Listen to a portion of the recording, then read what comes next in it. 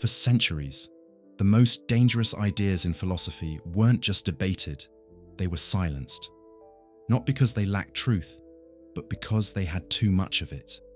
Ideas that challenged the pillars of religion, morality, authority, and even the very meaning of life were erased from books, censored in universities, and mocked in public. Because thinking freely comes at a cost, and that cost is often exile, rejection, or being forgotten.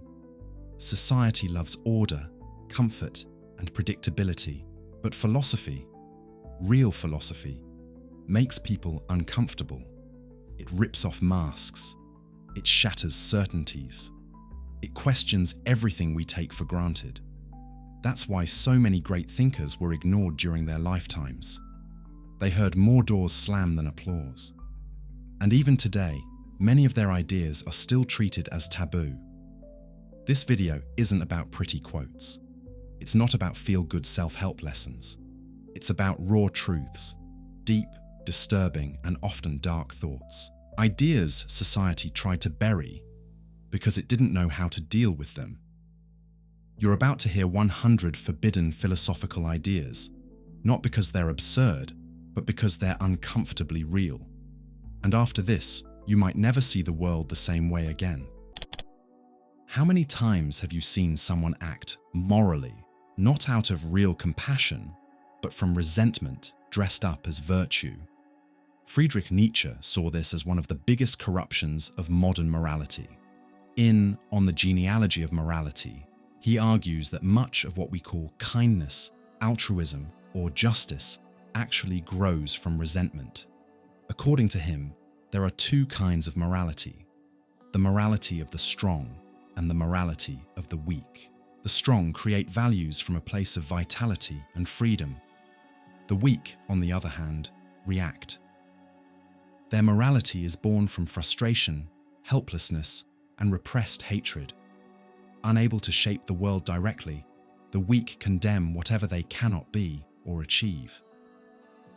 That's how resentful morality is born. When someone claims to be virtuous for being humble, submissive, or obedient, but deep down feels envy and hatred toward those who are free, powerful, or creative. That person doesn't love goodness. They hate what they can't be. It's like saying, I can't be dominant, so I demonize power. I can't desire, so I call desire sinful. I can't succeed, so I glorify failure as a virtue. Nietzsche calls this a revaluation of values, when good and evil are flipped, not out of wisdom, but out of emotional revenge. As uncomfortable as it sounds, he's really just asking us to be honest. When you help someone, is it from true empathy or from guilt? When you judge someone else's behavior, is it out of real principle or your own inner frustration? It's not an easy question, but it's necessary, because without that clarity, we risk living out shallow moralities, driven by unprocessed bitterness, masked as virtue. Nietzsche doesn't reject compassion. He just wants it to be real, not resentment in disguise. Life doesn't come with a manual. There's no built-in purpose, no plan written in the stars. For Jean-Paul Sartre, one of the leading existentialist thinkers of the 20th century, life is meaningless by default, and that's exactly where our radical freedom begins. This idea from being and nothingness might sound bleak at first. After all, who doesn't want to believe there's a reason behind the pain, the chaos, the failures? But Sartre doesn't offer easy comfort. He confronts us with the fact that there's no essence before existence. We exist first, then create our own meaning. That means no mission is waiting for us. No reason to live will magically appear. We're the ones who decide what matters. Every gesture, every word, every choice defines the meaning of our lives. But that kind of freedom comes with weight, responsibility. There are no more excuses. We can't say, life made me do it, or things are just that way. Sartre calls that bad faith, trying to run from our freedom by hiding behind excuses. Once we accept that life has no preset meaning, we realize we're the ones shaping it every day through everything we choose. or avoid choosing, that changes everything. The absence of meaning isn't a curse, it's an invitation. A blank space where we get to be the authors of our own lives. Where love, work, art, pain, failure, and even silence can carry whatever meaning we choose to give them. So the question isn't, what's the meaning of life? It's, what meaning do I want to create? And that question is scary, but also freeing. To Arthur Schopenhauer, one of the darkest and most profound philosophers in the Western tradition, the core of reality isn't logic, order, or reason. It's will, but not conscious will or rational intention. He's talking about a blind, relentless, irrational force that drives everything alive. In the world as will and representation, Schopenhauer lays out a radical vision. Behind all appearances, nature, history, even human behavior, there's a bottomless will that constantly wants, pushes, and never rests. This will isn't divine. It has no goal. It simply wants. And the more it wants, the more it suffers. This idea pushes us to examine the root of our behavior. Why do we want what we want?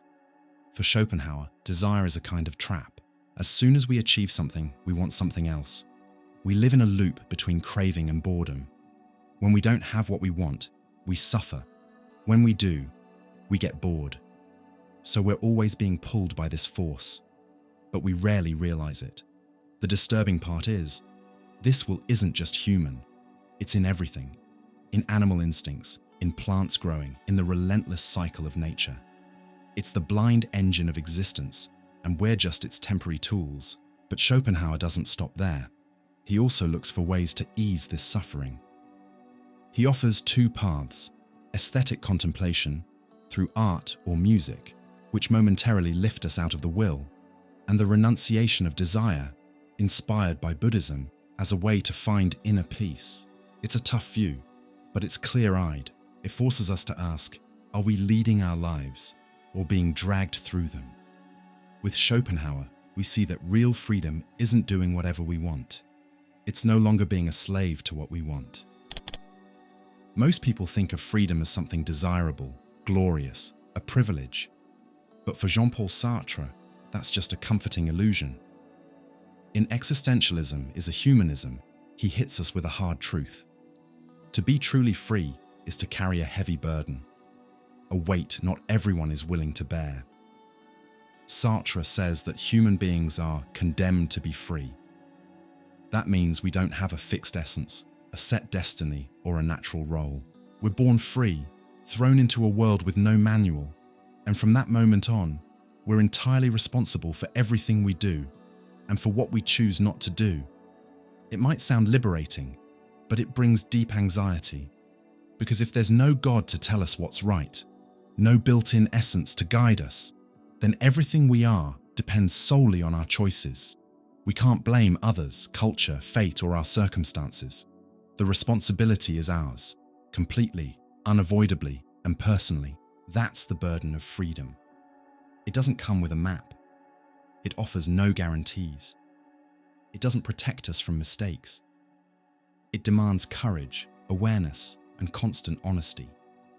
And that's why many people run from it.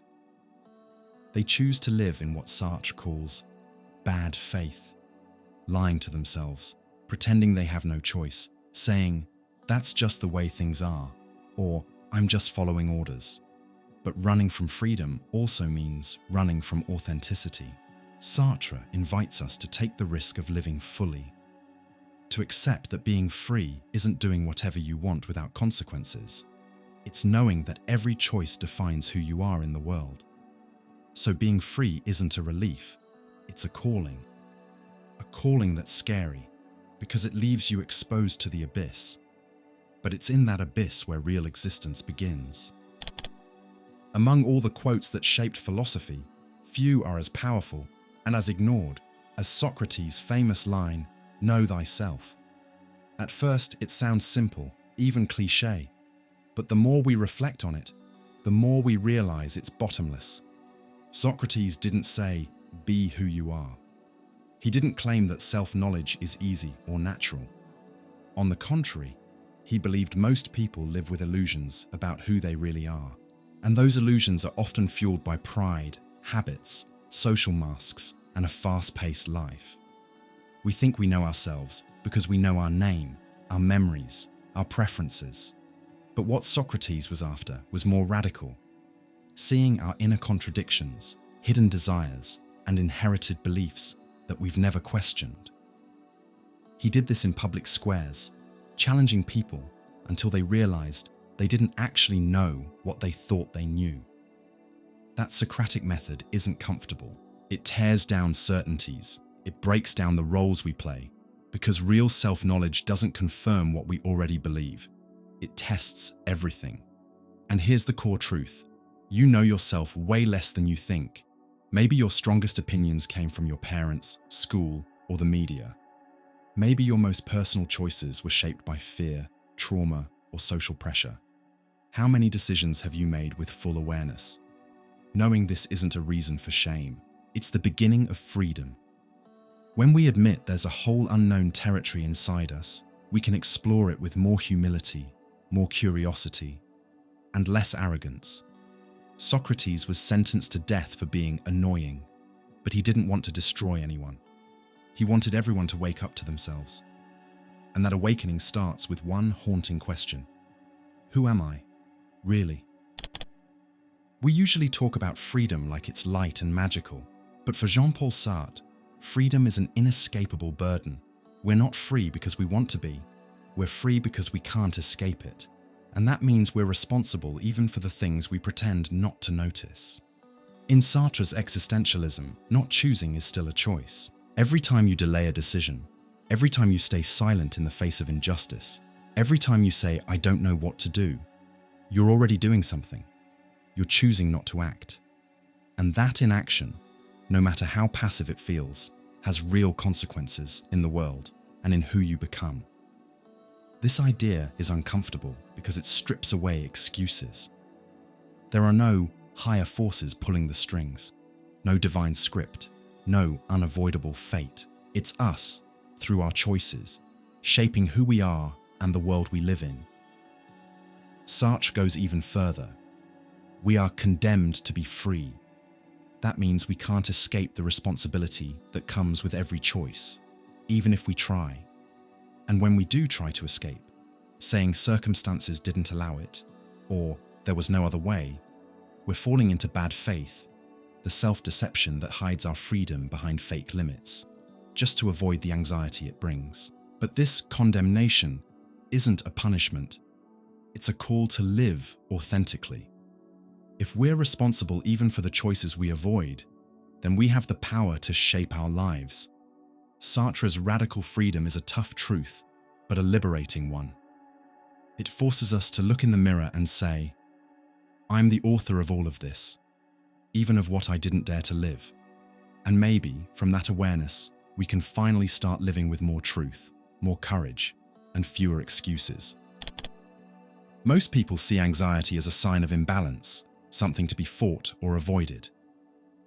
But in his masterpiece, Being and Time, Martin Heidegger gives us a radically different and surprisingly liberating perspective. Anxiety isn't weakness. It's a sign that we're waking up to what's real. Heidegger makes a distinction between fear and anxiety. Fear has an object. You're afraid of something. Death, failure, loss. But anxiety is different. It's a deep, quiet feeling that often shows up without any clear reason. Everything around you might seem fine, but it feels like the ground beneath your feet is vanishing. And that's exactly why it matters. According to Heidegger, anxiety pulls us away from daily distractions, from social roles, from the routines we hide behind. It rips us out of surface-level comfort and places us face to face with raw existence. It's in this moment that we realize we're finite, temporary, and most importantly, alone in the responsibility of being. That's the core idea. Anxiety reveals the truth of who we are. It shows us there are no guarantees, no pre-written missions waiting for us. We must create meaning out of nothing. That's terrifying, but it's also awakening. Modern culture tries to numb anxiety with constant entertainment, endless productivity and empty promises of quick happiness. But Heidegger urges us to listen to that discomfort, like someone answering a deeper call. If you're feeling anxious, maybe you're not broken. Maybe you're just too clear-headed to keep pretending. And recognizing that might be the first real step, not to get rid of anxiety, but to walk alongside it, toward a more authentic life. We live surrounded by illusions. We expect fairness, believe everything happens for a reason, and repeat that good always wins in the end. These ideas are comforting, but according to Arthur Schopenhauer, they're just veils hiding life's true nature. To him, reality is harsh, indifferent, and full of suffering. In The World as Will and Representation, Schopenhauer describes life as an endless cycle of frustrated desires. We want, we struggle, we get, and then we want again. This blind, restless will inside us is never satisfied. That's why pain is constant. But Schopenhauer doesn't invite us to despair. He calls us to something harder: courage. The courage to look at life as it really is, without sugarcoating, without lies, and to keep going anyway. This is the heart of what he called lucid pessimism, not hopeless whining, but the clear-eyed recognition that life is filled with uncertainty, suffering, and lack of meaning. And yet, we keep living, not by escaping, but by facing it. Many people act as if happiness is a right, as if life owes them something, as if everything should work out. But Schopenhauer warns us, real maturity begins when we stop demanding the world to be fair and start dealing with it as it truly is. That doesn't mean giving up. It means living with depth, awareness, and honesty. It's finding beauty in art, comfort in silence, and wisdom in acceptance. Facing life without illusions might be the bravest thing anyone can do. Because once we stop running, that's when we truly begin to live. Not with empty promises, but with the strength of someone who knows that even suffering can be faced with dignity. The phrase, "the ends justify the means," is almost a cliché, often linked to Machiavelli, as if he were giving people permission to do whatever it takes to win. But the truth is more complex. In The Prince, Machiavelli doesn't celebrate manipulation. He exposes it. He reveals how power actually works, where decisions are made not based on morality, but on results. That's where Max Weber, one of the greatest sociologists of the 20th century, adds a powerful critique. When we act like ends always justify means, we're often just covering up decisions we already made out of convenience. It's a clever way of lying to ourselves. How many times have you seen someone lie, manipulate, or betray in the name of a greater good? In politics, religion, even personal relationships, we excuse questionable actions by claiming the goal is noble. But rarely do we stop to ask, is the end really worth the damage caused along the way? Or are we just hiding behind that excuse because it's easier than owning our choices? Weber described two kinds of ethics: the ethic of conviction, based on unshakable principles, and the ethic of responsibility, focused on consequences. Neither is perfect, but the danger lies in pretending only outcomes matter, while ignoring the trail we leave behind. Deep down, we know that unethical means corrupt the very goals we aim for. But we keep justifying, pretending there was no other way, or it had to be done. It's a way to ease guilt, to make a choice feel inevitable. This reflection hits hard because it forces us to admit the path matters just as much as the destination. And maybe the real moral test isn't in the results, but in the choices we make when no one's watching. In Being and Time, Martin Heidegger gives us one of the most unsettling and liberating ideas in existential philosophy. We are beings toward death. That means death isn't just something that happens at the end. It's part of everything we are, from the very beginning. It's the only future we can't delay, avoid, or negotiate. We live as if we have all the time in the world. We postpone decisions, ignore problems, avoid hard conversations. But deep down, we know death is always lurking, silent, certain. Heidegger doesn't say this to scare us, but to wake us up. For him, awareness of death isn't meant to bring despair, but authenticity. Most people live in what he calls inauthentic everydayness, stuck in routines, distractions, and social roles. We pretend we're eternal because it's easier than facing the abyss. But the truth is, only when we accept our finiteness do we begin to truly live. Knowing we'll die changes everything. Every choice gains weight. Every moment becomes unrepeatable. Every silence feels more meaningful. Death, for Heidegger, isn't the end that stops life. It's the horizon that gives life meaning. When we forget about death, we fall into shallowness. But when we acknowledge it calmly without panic, we can live with more presence, more awareness, more urgency. This doesn't mean living in fear. It means living with depth. Because in the end, what defines us isn't how much time we had, but what we did with it. Accepting that death is the only guaranteed future isn't about giving up on life. It's about embracing it fully. It's about stopping the delay of what really matters. It's understanding that time is limited and therefore precious. And maybe that's why living fully is the most philosophical act of all. Friedrich Nietzsche didn't see the search for meaning as a peaceful or noble journey. He saw it as a desperate reaction to the void. When he declared that God is dead, he wasn't just criticizing religion. He was pointing to the collapse of all the values that once gave life meaning. Out of that emptiness, painful questions arise. What's worth living for? What's right? Why go on? Nietzsche believed that when we find ourselves without absolute truths, we're forced to create new meanings. That's where his idea of the revaluation of values comes in, the process of tearing down inherited beliefs and building a new scale of meaning from scratch. But this act of creation doesn't come from comfort, it comes from the abyss. When religious, moral, or existential frameworks collapse, all that remains is the individual, face to face with chaos. In that moment, the search for meaning becomes a desperate gesture, but also a deeply human one. Desperate, because there are no guarantees. Creative, because we have to invent what we once were handed. Nietzsche didn't see this as weakness, he saw it as strength. In this creative desperation, the human being has the power to become something more, to reinvent themselves, to transcend, to affirm life, even without absolutes. Meaning isn't found, it's made, shaped by the will to power, the inner strength to say yes to existence, even when it feels absurd. This is a call to radical responsibility. If nothing has meaning by itself, then everything depends on how we choose to live, think, and act. Are you creating the values that guide you, or just following the rubble of the past? Nietzsche invites us to a kind of courage few dare to embrace, to be the artist of our own lives, even when the stage has fallen apart.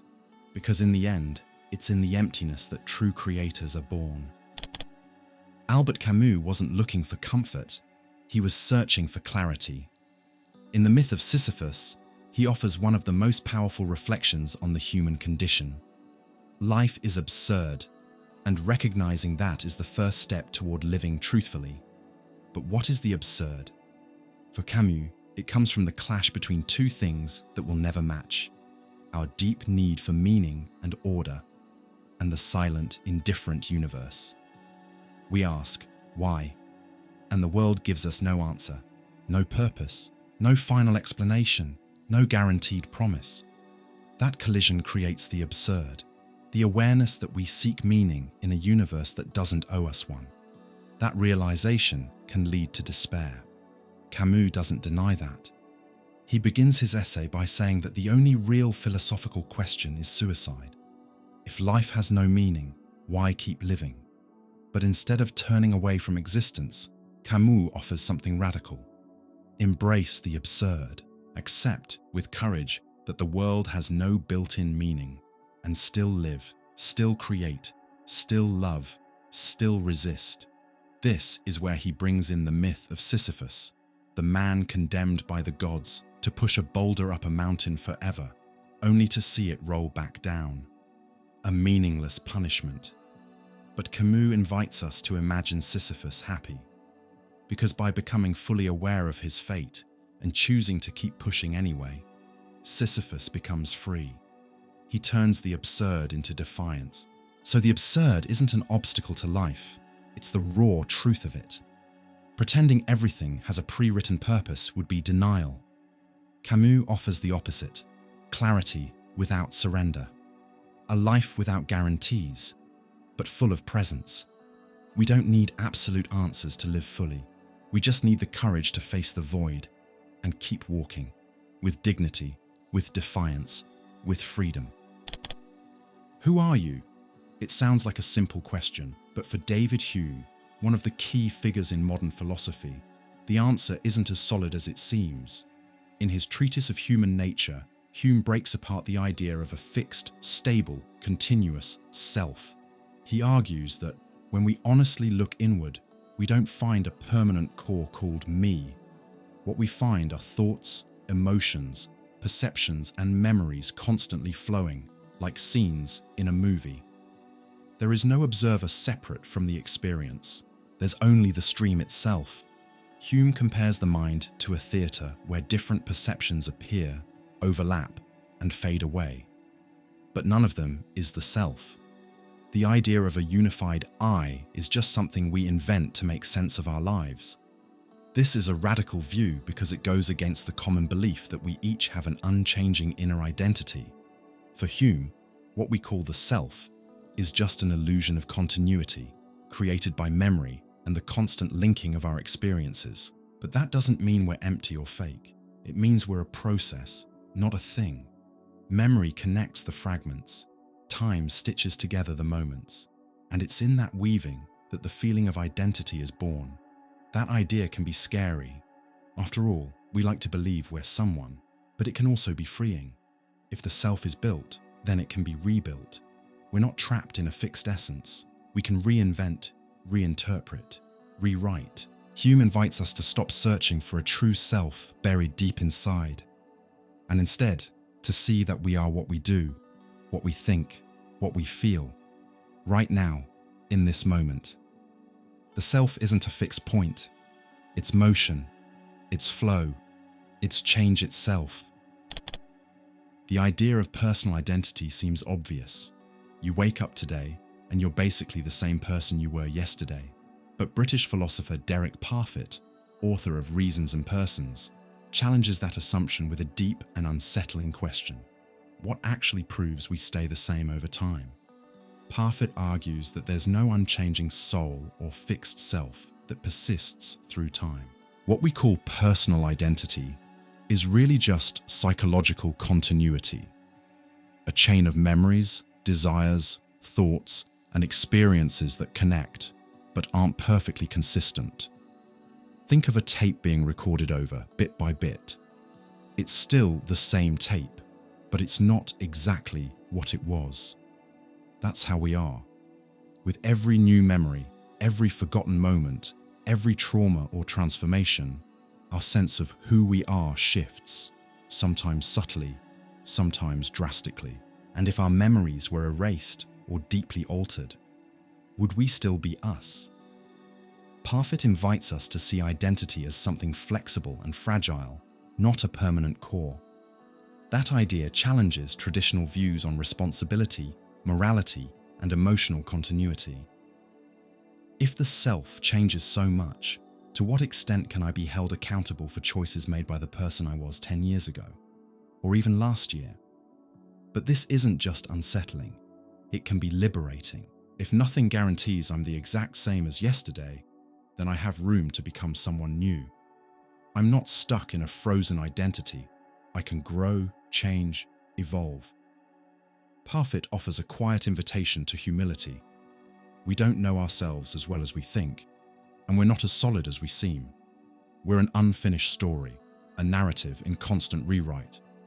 And maybe the most honest question isn't who am I, but who am I being right now? Centuries before social media, streaming, and endless notifications, Blaise Pascal noticed a truth that only became more relevant with time. Human beings run from themselves. In his work Pensée, he wrote, "All of humanity's problems stem from man's inability to sit quietly in a room alone." In other words, we can't stand silence, because in silence, we're forced to face our own existence. Pascal saw entertainment, even in its simplest forms back then, as a distraction designed to keep us from confronting life's deepest questions. Who are we? Why are we here? Where are we going? Today, that escape is industrialized. We're constantly stimulated: screens, sounds, short videos, non-stop pings. Every time anxiety creeps in, we open an app. The problem isn't entertainment itself, it's how we use it, not as rest, but as existential anesthesia. We fill every gap with noise, just to avoid hearing what's inside. And what's inside, according to Pascal, is the restlessness of the void. The awareness that we're finite, that everything ends, and that meaning isn't given. It has to be built. That's the real source of our unease. But instead of facing it, modern society offers endless distractions. And often, we accept them. Because it hurts less. Because it's easier to laugh at a video than reflect on death, time, or freedom. Pascal, however, believed that this discomfort was valuable, that anxiety pushes us toward thought, truth, and depth. Without it, we stay on the surface, smiling but hollow. The question he leaves us still echoes today. Are we truly living, or just distracting ourselves until it's all over? Maybe facing the void isn't comfortable, but it might be the only way to live a life that means more than just noise. In his writings on the absurd, Albert Camus touches a nerve that few want to face: our illusion of being essential. At home, at work, in relationships or causes, we often believe we hold a unique place, that without us, something important would fall apart. But Camus breaks this illusion with a clear-eyed truth. We're all replaceable, even in the roles we think no one else could fill. That idea might feel cold. After all, we crave recognition. We want to make a mark, matter, and be remembered. But the absurd, according to Camus, lies in the fact that the world goes on without us. The machine keeps running. Emails get answered. Jobs are filled. And over time, even our biggest contributions fade into footnotes, if that. But Camus doesn't say this to devalue life. He says it to free us from the ego that enslaves us. Once we stop believing we're the center of something, we can finally act with honesty. We stop chasing glory and start seeking truth. We stop needing to be remembered and start wanting to be real. This awareness of our replaceability also teaches humility. It reminds us that we're part of something bigger, that life doesn't revolve around us, and that everything we think we control, including ourselves, is temporary. In that realization, there's a new kind of freedom. When we know the world doesn't depend on us, we no longer need to be perfect, eternal, or brilliant. We can focus on the present, on doing things with sincerity, on finding value in the act, not in the applause. Camus invites us to let go of the fantasy of eternal greatness, and instead find meaning in living itself. Because in the end, life's worth isn't about being irreplaceable. It's about being whole while you're here. Most people believe right and wrong are absolute, eternal truths. But Friedrich Nietzsche, in his work on the genealogy of morality, breaks that belief with a bold and unsettling idea.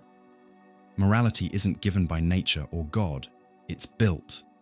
And more than that, it's shaped by interests, culture, and especially by power. Nietzsche shows that what we call morality is the result of a long history of social struggle. Values like humility, obedience, sacrifice, and altruism, often seen today as virtues, were originally created not by the strong, but by the weak, as a response rooted in resentment. Unable to hold real power, the weak flipped the script. They labeled strength as evil, boldness as arrogance, and pleasure as sin. This moral inversion turned weakness into virtue and it started being taught as universal truth. Behind dominant morality, Nietzsche says, there's always a hidden game of power, desires for control, fear, and symbolic domination. Culture shapes customs, and power decides which values get praised and which get repressed. Morality, then, isn't a fixed code. It's a historical construction constantly up for grabs. This doesn't mean anything goes, but it does mean we should question any morality that presents itself as the only truth. We should ask, who benefits from this moral code? Who does it serve? And who gets left out? Nietzsche isn't trying to destroy morality. He wants us to rebuild it with awareness, strength, and autonomy. He challenges us to become creators of values, not just passive followers of inherited norms. Because in the end, living morally doesn't mean blindly obeying. It means having the courage to think for yourself about what's truly just, even if it goes against everything you were taught. When we think about good and evil, we often treat them like fixed, natural categories, as if they've always existed, clear and unchanging. But Michel Foucault, in his work Discipline and Punish, pushes us to question that comforting assumption. For him, what we call good or evil isn't eternal truth. It's shaped by history, institutions, and systems of power. Looking at the history of prisons, punishment, and social control, Foucault shows how ideas of justice have changed over time, and with them, the very definitions of right and wrong. There were times when public torture was seen as justice, times when silence and obedience were unquestionable moral virtues. What we now call violence was once seen as order. What we see as freedom was once feared as chaos. This constant shift reveals something important. Morality is tied to its historical moment. It's shaped by political, economic, and cultural forces, and often used to justify domination, exclusion, and control under the mask of fairness. Foucault isn't saying everything is relative. He's saying we should be skeptical of moral claims that present themselves as universal, because too often, those claims hide an urge to normalize, surveil, and punish, not to protect or free. This historical awareness gives us a new kind of responsibility. Don't just accept moral values, question them. Ask where they came from, who they serve, and who gets left out of the so-called good. For Foucault, good and evil aren't metaphysical absolutes. They're reflections of power. And if we want to live ethically, we have to be willing to look through history and listen to the silences it left behind. True justice often begins where convenience ends. Following the rules seems like a good way to be moral.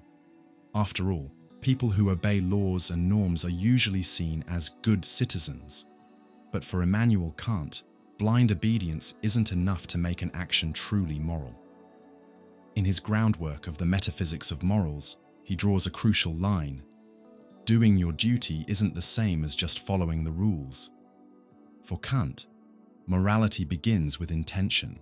An action only has ethical value when it's done out of respect for duty, not out of fear, desire for reward, or social pressure. That means doing the right thing just because it's right is worth more than simply doing what you're told. Imagine someone who doesn't lie only because they fear legal consequences. That person may be cautious, but not necessarily moral. Now imagine someone who tells the truth, even when it costs them, because they believe truth matters. That's the kind of moral character Kant values. He introduced the categorical imperative. Act only according to the principle that you would want to become a universal law. In other words, ask yourself, what if everyone did this? That's the foundation of autonomous, rational, and universal ethics. So being good isn't about blind obedience. It's about conscious action, guided by principles and inner freedom. It's not enough to follow what society, religion, or authority says. You have to think, judge, decide, and most of all, take responsibility for what you do. Kant calls us to be moral agents, not puppets of external systems. Because in the end, real goodness isn't about what people see.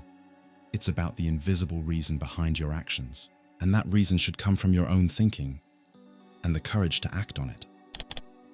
In her book Eichmann in Jerusalem, Hannah Arendt offers one of the most disturbing insights in modern moral philosophy. Evil isn't always loud, monstrous, or hateful. Sometimes it's quiet, bureaucratic, obedient. It's the evil done by people who just follow orders, who stick to the rules without question, who are efficient in an unjust system. Watching the trial of Adolf Eichmann, a man who helped organize the logistics of the Holocaust, Arendt coined the term the banality of evil. Eichmann wasn't a sadistic monster.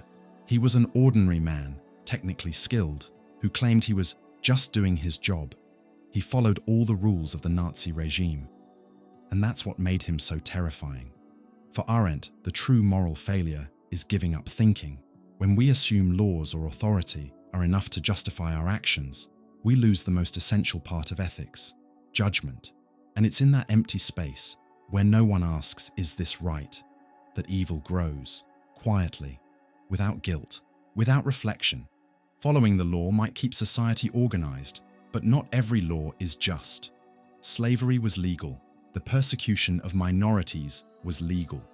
Censorship, torture, even genocide have been enforced by legal systems. History is full of crimes backed by official law. Arendt reminds us that legality and morality are not the same. Real moral responsibility begins when someone chooses to think, even when no one else around them is thinking anymore. It's thought, critical, free, brave, that protects us from blind obedience. Because in the end, integrity isn't about obeying the rules. It's about having the strength to say no, even when the system says yes. And that kind of courage is rare. But it's the only thing that separates a human being from just another cog in the machinery of evil. We often assume that doing good will naturally lead to good results. But Immanuel Kant, in his moral philosophy, teaches us something unsettling. The value of an action isn't in the outcome. It's in the intention behind it. That's the core of deontological ethics, which stands in contrast to consequentialism, where morality depends on producing the best results. For Kant, an action is only truly moral when it's done out of duty, when someone acts out of respect for the moral law, not out of fear, self-interest, or strategic thinking. This means that even if the consequences are disastrous, the action can still be ethically right, as long as it was done based on principle. Think of someone who refuses to lie, even knowing the truth might hurt someone. From a consequentialist view, they might be criticized. After all, the result was painful. But for Kant, this person acted morally because they upheld a universal principle, telling the truth. This way of thinking takes courage. Doing good doesn't always get rewarded. Doing the right thing doesn't always prevent suffering.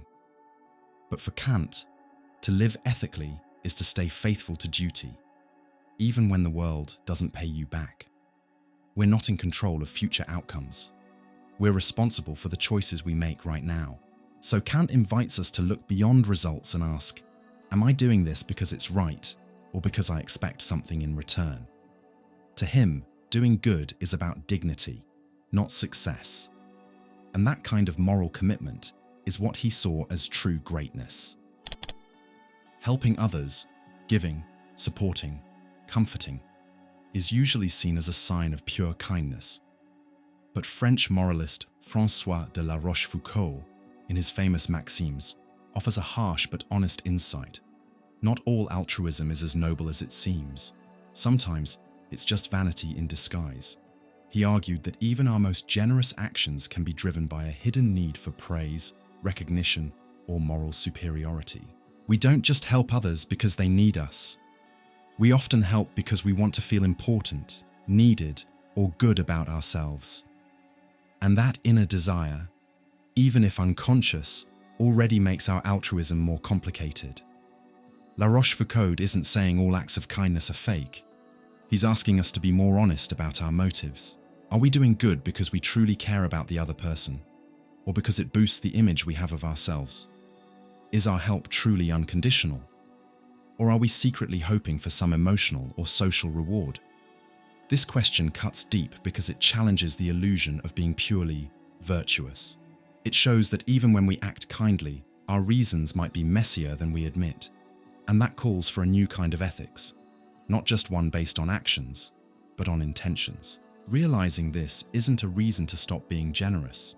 It's a reason to purify our generosity, so that the good we do is truly for others, not for the image we're trying to protect. With sharp irony and clear-eyed honesty, La Rochefoucauld reminds us, vanity hides even in our most admired virtues, and maybe true altruism only begins when we stop using it as a mirror. Doing good, then, isn't just about action. It's about setting the ego aside while reaching out a hand. When we think of evil, we often picture monsters, cruel tyrants, cold-blooded killers, people far removed from normal life.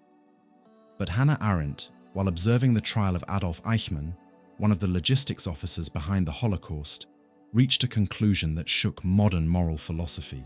Evil can be banal, and that's exactly what makes it so common and terrifying. Eichmann wasn't a sadistic psychopath. He was an ordinary man, polite, obedient, well-spoken. He didn't passionately hate his victims. He was just doing his job, following orders, fulfilling his duties. What shocked Arendt was this mediocrity of evil. It wasn't hatred, but the absence of critical thinking, of self-reflection, of moral judgment that made him dangerous. The banality of evil doesn't mean evil is insignificant. It means evil can be committed by completely ordinary people when they stop thinking for themselves. And that's where Arendt's insight becomes universal. How many times in history and in daily life do we see people acting without questioning, just repeating systems, rules, routines? Banal evil happens when someone pushes a button without knowing what it does, when punishment is handed out without reflection, when someone judges without understanding. It's evil without conscious intent, but with real, harmful consequences. This idea forces us to rethink moral responsibility. It's not enough to say, "I'm just doing my job." Arendt calls us to think, to be ethically alert in everyday life, to reject blind obedience. The most dangerous kind of evil isn't the extreme kind. It's the kind that slips by unnoticed, hidden in routine, masked by normalcy. And that's why it's so frequent and so hard to stop. Thinking is a moral act, and maybe today, refusing to think is one of the most subtle and dangerous ways of enabling evil. Michel de Montaigne, one of the early voices of modern thought, had a deeply human and critical view of morality. In his essays, he invites us to question outward displays of virtue, suggesting that many good actions don't come from nobility, but from fear. More specifically, fear of being judged. How many times do we do what's right, not because we believe in it, but because we're afraid of looking selfish, immoral, or unkind? According to Montaigne, public morality is often shaped more by a desire for approval than by a true commitment to goodness. We live in society, and that naturally makes us sensitive to how others see us. We build images, the perfect citizen, the honest co-worker, the generous friend. But behind these social roles, how often are we just protecting our reputation, avoiding criticism, trying to be liked? Montaigne isn't attacking virtue itself. He's calling for inner honesty. He's saying, don't confuse the appearance of virtue with real virtue, because true morality requires freedom. And if you're acting out of fear of judgment, you're not free, you're just reacting. This idea pushes us to look inward, to ask, if no one were watching, would I still do this? If there were no praise, would I still make the same choice? True virtue, for Montaigne, doesn't come from external validation. It comes from a strong, honest, and courageous inner life. And only when we let go of the need for approval can we begin to discover who we really are and what we truly believe is right. Maybe the real moral test isn't in big public gestures, but in the quiet actions we take with no audience. That's when virtue begins.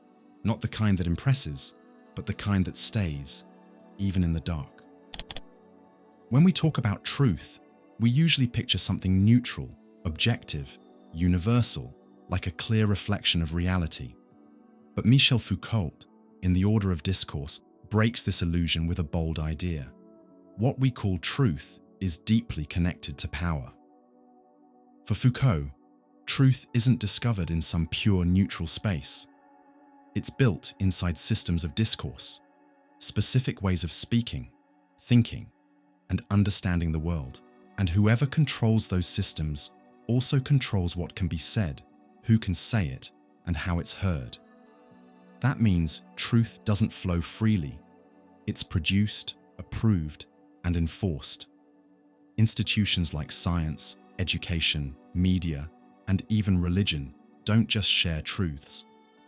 They decide which truths are allowed. And more importantly, anyone who dares to question those truths risks being silenced, excluded, or punished. In this way, truth becomes a tool of power, not because it's false, but because it's shaped by power dynamics. What feels obvious or natural today might have been considered absurd in another time, and vice versa. Think of how people once believed the Earth was the center of the universe, or how some races were wrongly seen as superior. These truths were backed by systems that served specific interests. Foucault isn't saying reality doesn't exist. He's saying our relationship with truth is always influenced by structures of power. That's why we need to be skeptical, not just of what's said, but of who's saying it, why they're saying it, and who benefits. Truth, then, isn't just about facts. It's also about politics. And real freedom begins when we stop taking dominant narratives as natural and start asking, who's talking and on behalf of what? Words are both our bridges and our traps. In philosophical investigations, Ludvig Vitkinstein moves away from the idea that language simply mirrors reality. To him, words don't just describe the world, they shape how we see it. And in doing so, they can both reveal and hide. Wittgenstein noticed that we use words within language games, specific social settings, where meaning depends on how words are used, not just their definitions. So, the meaning of a word isn't fixed. It's tied to context. Take the word freedom. It means something very different to a prisoner, an artist, or an economist. Same word, completely different worlds. Because of this, language doesn't always clarify. It often confuses, twists, or traps us in misunderstandings.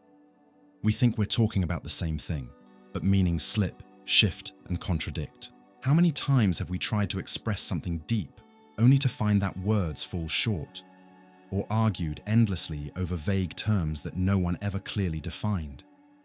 For Wittgenstein, philosophy should be like therapy for language, helping us see how we're misled not by lack of knowledge, but by linguistic confusion. Often, it's not the world that's unclear, it's our vocabulary that's tangled. This way of thinking calls for humility, to accept that words, powerful as they are, never fully capture experience. There's always something unspoken, untranslated, unseen. That's why we must listen carefully, not just to what's said, but to the silence between the words. Wittgenstein reminds us, language is a tool, not the truth itself. And if we want to think clearly, we first need to speak clearly and question the words we use most easily. Throughout his work, especially in philosophical investigations, Ludvig Vitkinstein develops a troubling idea about language. It doesn't just help us express thoughts, it also limits what we're able to think and say. That's where the idea comes from. That language is, in some way, a prison of meaning. Why? Because when we name the world, we create fixed categories for things that are often fluid or indescribable. We think using the words we know. Anything we can't clearly express tends to be ignored or misunderstood.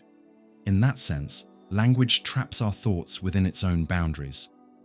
Wittgenstein once said, "The limits of my language mean the limits of my world." That means anything we can't name precisely slips away from our conscious experience, not because it doesn't exist, but because language, the very tool meant to set us free, ties us to what's already defined and already been said. Every language, every culture has its own structure, and with it, its own cage of meaning. Love, time, being, suffering. All these concepts shift depending on the language used to express them. We don't speak about the world as it is, but as we've learned to describe it. This challenges us deeply. How free are we to think if the words we use come with meanings we didn't choose? Wittgenstein doesn't give us an easy way out, just a warning. We need to watch out for the traps language sets.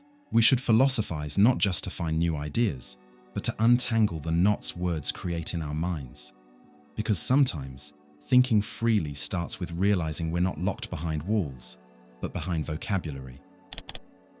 Science is often seen as the purest form of human objectivity, a field where facts speak for themselves and scientists simply observe them without bias. But Thomas Kuhn, in his groundbreaking book, The Structure of Scientific Revolutions, warns us there's no such thing as a neutral view of the world.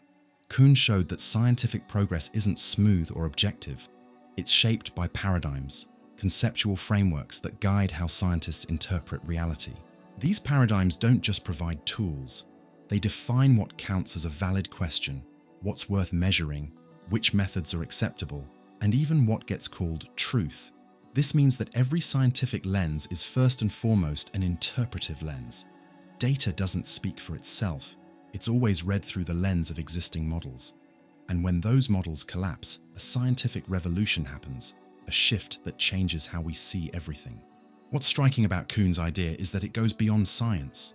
In everyday life, politics, ethics, we all view the world through cultural, historical, and personal filters. Our perception is never neutral. It's shaped by values, assumptions, and desires. This doesn't mean we should give up on truth, but it reminds us to be more humble. Knowledge isn't a clear reflection of reality, but a result of interpretations in constant tension. And realizing the limits of our own perspective is the first step toward deeper understanding. So, the true thinker doesn't try to see the world as it is, but rather how it's seen, by themselves, by others, by different cultures and eras.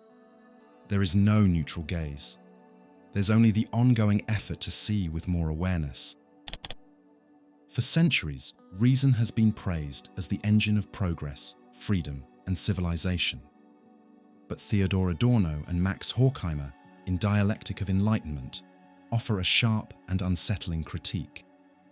Reason itself, when turned into an absolute, can become just as oppressive as the irrational forces it once aimed to overcome. According to these thinkers from the Frankfurt School, the Enlightenment promised to free humanity from superstition and dogma by replacing them with rational thought. But over time, that same rationality turned into a tool of domination. Instrumental reason, which values control, calculation, and efficiency, began treating the world, nature, and even people as objects to be managed. Instead of promoting freedom, reason became a mechanism for social and technical control. Governments, industries, and schools stopped focusing on personal growth and started focusing on standardizing, silencing, and directing behavior. Reason lost its critical edge and started supporting the very systems it was meant to question. Adorno and Horkheimer saw how modern rationality led to modern horrors, technological warfare, soulless bureaucracies, and scientific ideologies that justified genocide. Reason, when stripped of self-criticism, became tyrannical, a new mythology pretending to be neutral. This forces us to rethink the role of rational thinking. We don't need to destroy reason. We need to rescue its true spirit, critical, free, and human. We need a reason that questions, that doubts, that serves freedom, not power. The real danger isn't just irrationality, it's blind rationality that forgets people in the name of order. Clarity isn't about choosing between reason and emotion. It's about using reason to make sure it doesn't become oppressive. That's true enlightenment. Michel Foucault changed how we understand truth. In his work on power and knowledge, he reminds us, truth isn't neutral, natural, or universal. It's something produced within power structures, and whoever holds that power also shapes the dominant narrative and defines what people accept as truth. Foucault points out that every society organizes its knowledge through systems of discourse. Not just anyone can speak. You need authority, credentials, a platform, doctors, judges, scientists, teachers. These figures don't just share knowledge, they validate it. And because of that, those in power decide which voices get heard and which ones get silenced. When Foucault says, "Whoever controls the narrative controls what is truth," he's asking us to be skeptical of what's presented as natural. Ideas like normality, health, crime, madness, gender, and sexuality, all of these have been shaped by institutions with specific agendas. This doesn't mean truth doesn't exist, but it is built within cultural, social, and political contexts. What's true in one time or place can be false in another. Just look at how scientific, religious, or moral truths have changed over time. Foucault challenges us to ask, who gets to decide what's true and who's left out? That question is more important than ever in a world flooded with information, but controlled by a few powerful narratives. Truth isn't just about facts, it's also about power. And pushing back against dominant discourse, thinking for ourselves, and giving voice to those silenced, that becomes a real act of freedom. Because in the end, questioning truth is the first step toward actually thinking. In modern society, science is often seen as the ultimate symbol of rationality and objective truth. But Thomas Kuhn, in his groundbreaking work, The Structure of Scientific Revolutions, breaks down this idealized view by showing that science isn't just a steady accumulation of facts. It's a human practice, full of flaws, conflicts, and turning points. According to Kuhn, scientists operate within paradigms, sets of theories, methods, values, and assumptions that define what counts as a scientific problem, what questions can be asked, and what answers are considered valid. These paradigms act like cultural lenses that shape how we perceive reality. But what happens when new data no longer fits the current paradigm? That's when a scientific crisis occurs. Theories once considered unquestionable are challenged. And if the crisis deepens, a scientific revolution follows. The old paradigm is replaced by a new one, with different rules, different questions, and even a new way of seeing the world. This reveals an uncomfortable truth. Science is fallible, not because it's irrational, but because it's a human activity, influenced by history, culture, and power dynamics. What seems undeniable today could be replaced tomorrow by a new theory that makes better sense of the data. And paradigms themselves aren't neutral. They carry cultural and even ideological baggage. Modern science was born in a specific context, Western, rationalist, technical, and that heritage still affects what questions are asked and which topics are ignored. Kuhn wasn't trying to discredit science. He wanted science to become more self-aware. The true strength of science doesn't come from pretending it's perfect, but from its ability to admit mistakes and evolve. Because real progress only happens when we're humble enough to face the unknown. René Descartes is often remembered as the great champion of reason and certainty. In his Meditations on First Philosophy, he searched for a solid foundation for knowledge, something so certain that even the most extreme skeptic couldn't doubt it. That's where his famous phrase comes from. I think, therefore I am. But along the way, Descartes also teaches us something deeper. Certainty is not the same as truth. Certainty is a feeling, the inner sense that something can't possibly be false. Truth, on the other hand, is when a belief actually matches reality. And here's the problem. We can feel completely certain and still be wrong. People once felt sure that the Earth was the center of the universe. Others believed that illnesses were caused by imbalances in bodily fluids. The feeling of certainty, no matter how strong, doesn't guarantee that what we believe is actually true. Descartes understood this dilemma. His method was to doubt everything that could possibly be false. He even questioned the most basic perceptions, because he knew our senses can deceive us. Only when he arrived at the pure act of thinking, something that can't be faked, did he find a reliable starting point. Even then, Descartes stayed cautious. For him, truth had to be clear, distinct, and confirmed through reason. He never confused the strength of belief with actual objective validity. This distinction is more important than ever in our world of fake news, deep polarization, and unshakable opinions. Feeling certain doesn't mean you're right. Critical thinking begins when we learn to separate what feels true from what is true. In that sense, philosophy teaches us to question not just the world, but also ourselves. Because sometimes, the most dangerous mistake is the one wrapped in absolute certainty. Henri Bergson, a 20th century French philosopher, was deeply concerned with how we think and make sense of the world. In The Creative Mind, he offered a radical insight. Every explanation, no matter how clear, is a simplification, and as such, it inevitably leaves out important parts of reality. Bergson believed that life and reality aren't made of fixed structures, but of constant movement, change, and flow. But our minds tend to freeze that movement into fixed concepts, labels, and definitions. So when we explain something, we're not capturing the thing itself. We're just offering a static, reduced version of it.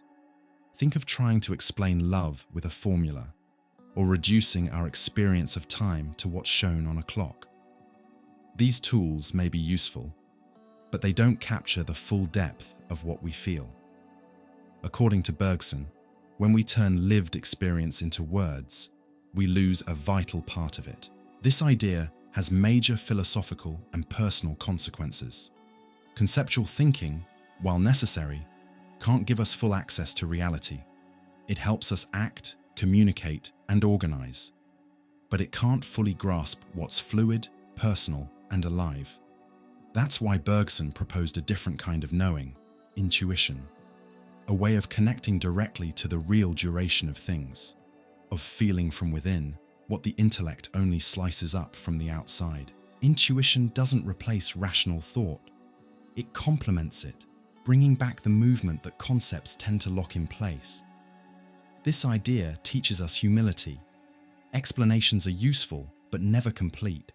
And maybe, when we accept the limits of what we can explain, we can open ourselves to the mystery of reality, not to control it, but to experience it more deeply.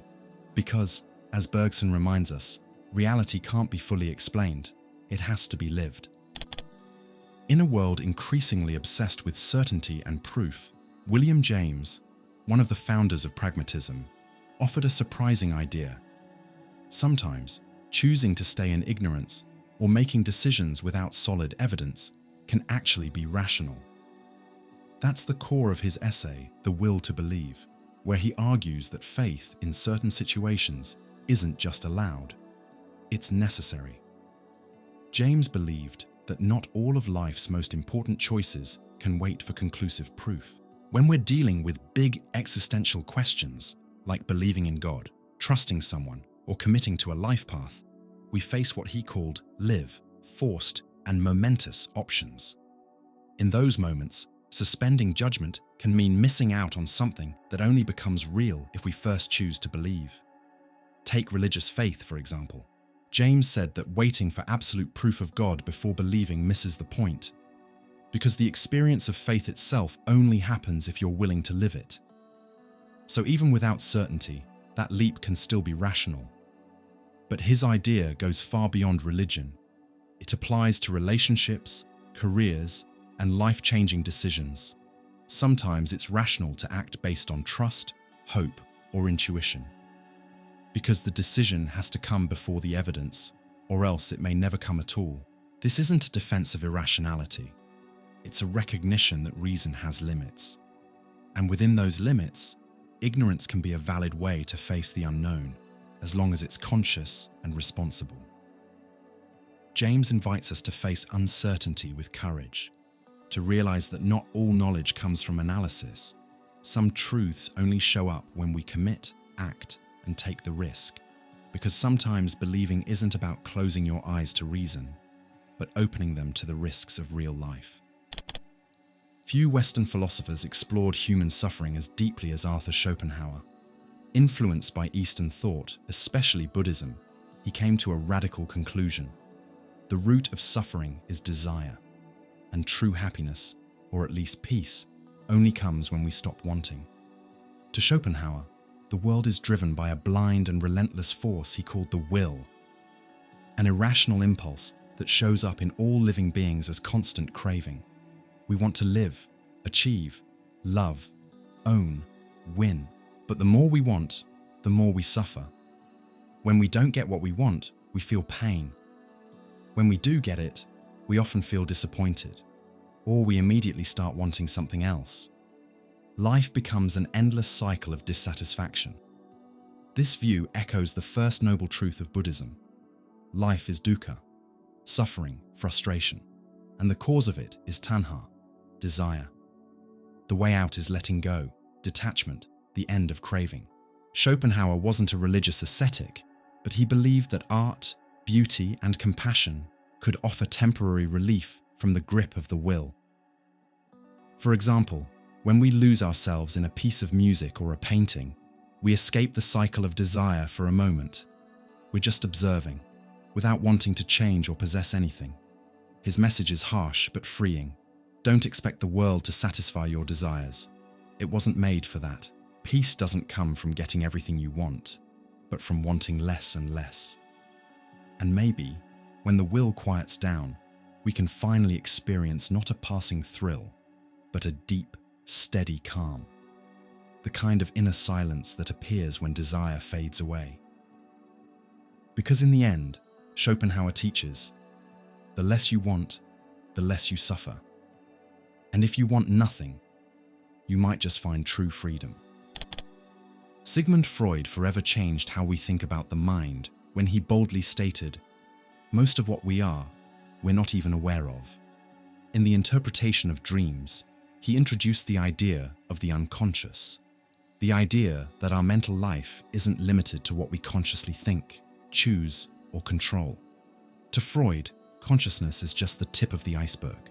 Beneath the surface lies the unconscious, a vast area filled with repressed desires, forgotten traumas, hidden fears, and impulses that, while invisible, deeply affect how we think, act, and relate. Dreams, he believed, are the royal road to the unconscious. In them, repressed content shows up disguised through symbols, distortions, and substitutions. Dreams aren't just random. They reveal what our waking minds try to hide. Freud showed us that much of what we do comes from causes we don't even realize. Misplaced anger, slips of the tongue, unexplained physical symptoms, or repeating toxic relationship patterns. These can all be signs of inner conflicts we haven't faced. His view challenged the Enlightenment idea that we're mostly rational beings. In reality, we're deeply influenced by the irrational, the hidden, the suppressed, and often we fool ourselves into thinking we're in control, when we're really being steered by forces we barely understand. Freud didn't offer a simple map of the mind. He offered an invitation. Look within. Pay attention to your dreams. Notice your impulses. Because understanding yourself isn't just about remembering what happened. It's about discovering what's been hiding behind your experiences. Recognizing the unconscious doesn't take away our freedom. It's a step toward it, because we're only truly free when we know who we are, even the parts we can't see. We tend to believe we're in full control of our thoughts, that everything we think, feel, and decide comes from our conscious will. But Sigmund Freud and later Jacques Lacan shook that belief with a disturbing idea. You might not be the one truly thinking your own thoughts. Freud showed that the human mind is divided, shaped by inner conflicts between repressed desires, moral restrictions, and external reality. The thoughts that pop into your head might actually come from unconscious impulses, past traumas, or buried desires. Forces outside your awareness that deeply shape what you think and do. Lacan took this idea even further through a linguistic and structural lens. For him, the unconscious is structured like a language. That means our thoughts are already shaped by words, meanings, and social codes we didn't choose. From the moment we're born, we're thrown into a web of language and culture that predates us. So what we believe to be ours, our values, our beliefs, even our desires, might actually be unconscious repetitions of what society has already written into us. Lacan famously said, "The subject is spoken before it speaks." In other words, we think we control language, but often it's language and inherited meaning that control us. This doesn't mean we're doomed to be passive, but it does show how important deep self-awareness is, a willingness to truly listen to our own thoughts and question where they come from. Only by tracing the roots of our ideas, asking why certain thoughts or desires keep showing up, can we begin to reclaim a more authentic sense of self. Because thinking freely isn't just about creating new ideas. It's about freeing yourself from the ones that created you. And that's not just a philosophical journey, it's a psychoanalytic one too. How many times have we thought we were making a new choice, when we were really just repeating an old pattern? Jacques Lacan, the French psychoanalyst, offers a harsh truth. Many of our decisions aren't truly free. They're unconscious repetitions of the past. This idea is central to Lacan's concept of symbolic repetition. He believed the human psyche is shaped by language and early childhood experiences, especially those tied to desire, absence, and our first emotional bonds, like with parents. These early experiences leave deep marks in the unconscious, and later in life, they come back, hidden, through the choices we make. Someone who always ends up in relationships with emotionally unavailable partners might be replaying an emotional script from childhood. A person who keeps self-sabotaging success may be unconsciously acting out guilt or internal pressure they've never processed. Lacan argued that the unconscious doesn't repeat to punish us. It repeats in search of resolution. But when we repeat without awareness, we don't grow. We just relive the same conflict in different forms. These patterns aren't easy to spot. They require deep reflection, an honest look at our stories, behaviors, and the language we use. Lacanian analysis doesn't give quick answers. It pushes the subject to confront the unconscious signifiers that shape them, so they can finally say something new. True freedom, then, isn't just picking between choices in the present. It's breaking the loop of unconscious repetition. It's stepping out of mental autopilot and into the process of creating your own story. Because, as Lacan would say, you only truly become a subject, a self, when you stop being a prisoner of your past patterns. And that only begins when you realize you haven't always been choosing. Sometimes, you've just been repeating. Love is often seen as the purest, most noble human emotion. But Sigmund Freud, in his work The Ego and the Id, offered a surprising perspective. What we call love might actually be a disguised form of narcissism, specifically, a narcissistic idealization we project onto someone else. Freud believed that when we fall in love, we don't always see the other person for who they really are.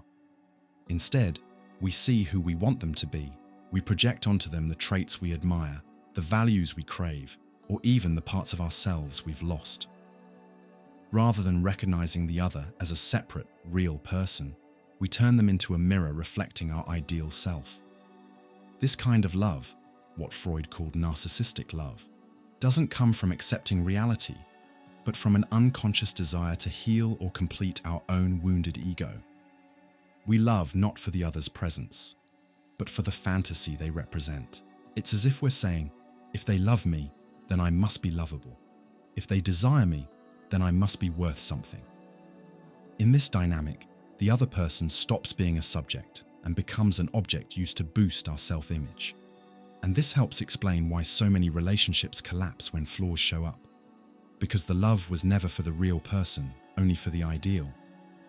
Freud wasn't saying all love is unhealthy, but he challenges us to ask, does my love truly see the other person, with all their limits, flaws, and differences? Or am I only in love with what I've imagined them to be? Emotional maturity starts when we stop expecting others to save our ego. When we realize that love is a meeting, not with perfection, but with a real, living, unpredictable human being. Because real love isn't self-confirmation. It's opening yourself to what's beyond you. Wilhelm Reich, a radical thinker and psychoanalyst, went beyond Freud's theories by claiming that real freedom isn't just political or social, it starts within. In The Function of the Orgasm, he makes a bold claim.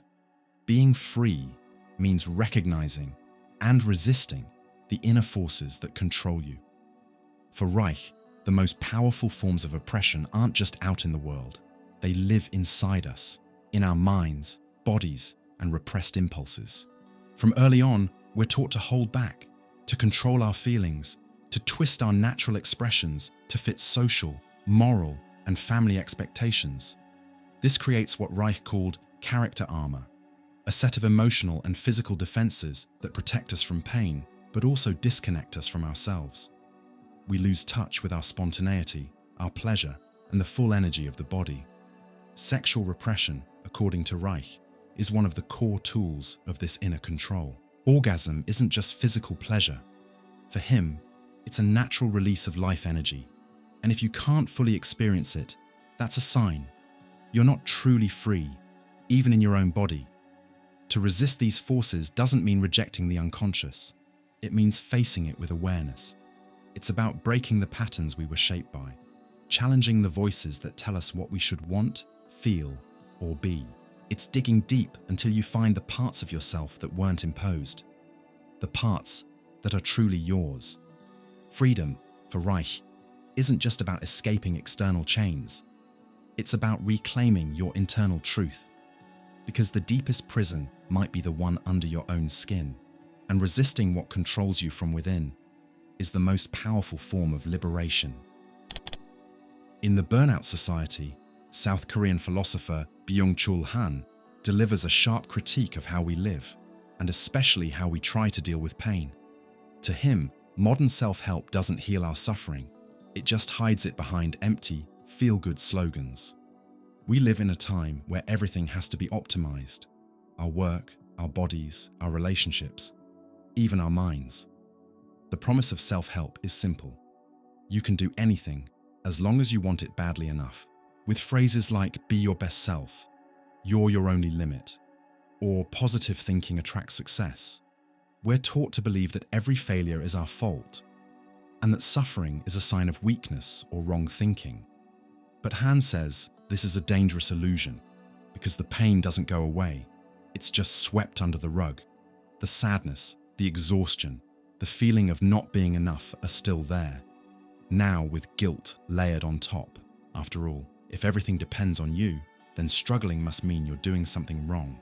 This mindset turns modern people into their own personal taskmasters. There's no longer a boss telling us what to do. Now we are the ones pushing ourselves, pressuring ourselves to always do more and be more. The result? A silent epidemic of burnout, depression, and anxiety. A kind of pain that has no language, because everything around us keeps repeating, "You should be happy." Han invites us to resist that pressure, to recognize that anguish is part of being human, that there's value in pausing, in failing, in not knowing. That true healing doesn't come from motivational slogans, but from rediscovering silence, slowness, and care, both for ourselves and for others. Self-help tells us to stay strong all the time. Han reminds us that admitting we're tired might be the bravest thing we can do, because only when we stop pretending can we finally hear what we really need. In Liquid Life, sociologist Zygmunt Bauman exposes a modern anxiety. We live in a society obsessed with happiness, and that obsession, paradoxically, makes us more unhappy. The message is everywhere. If you buy the right things, improve yourself, follow the right steps, you'll find fulfillment. But what we actually experience is frustration, anxiety, and a kind of emptiness disguised as excitement. Bauman argues that in our liquid modern world, everything is temporary. Relationships, values, commitments, and even the idea of happiness itself. It's no longer an inner state of balance, but a product to be chased, shown off, and constantly upgraded. So happiness becomes a commodity, measured by likes, vacations, and visible achievements. And like any commodity, it needs to create constant dissatisfaction in order to stay desirable. This traps us. We're never happy enough. Whoa, there's always something missing. More success, more experiences, more positivity. And in this never-ending chase, happiness stops being lived and starts being hunted like a carrot on a stick. Worse, this chase creates subtle guilt.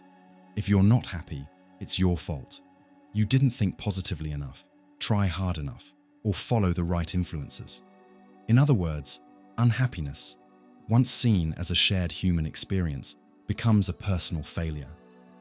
Bauman urges us to slow down, to realize that happiness doesn't come from total control, but from accepting the unpredictable, the imperfect, the real. Maybe the problem isn't that we feel sad, it's that we're no longer allowed to. True happiness doesn't come from being happy all the time. It comes from the freedom to live honestly, even in the dark moments. Because as Bauman warns us, the more we treat happiness like a duty, the further it slips away. And maybe we'll only find it when we finally stop chasing it. In The Society of the Spectacle, French thinker Guy Debord gave us a warning that's even more relevant today than when he wrote it. Democracy, though rooted in public participation, can be easily manipulated by images, media narratives, and carefully crafted appearances. In other words, spectacle replaces real debate, and whoever controls the spectacle controls politics. Debord defines spectacle as the constant representation of reality through images that don't just show the world, they distort it. We live in a culture where what matters isn't what's done, but how it looks. Politics becomes theatre, with leaders, parties, and ideologies packaged like products, shaped to please the eye of the voter-consumer. The result is deeply concerning. Citizenship gives way to passivity.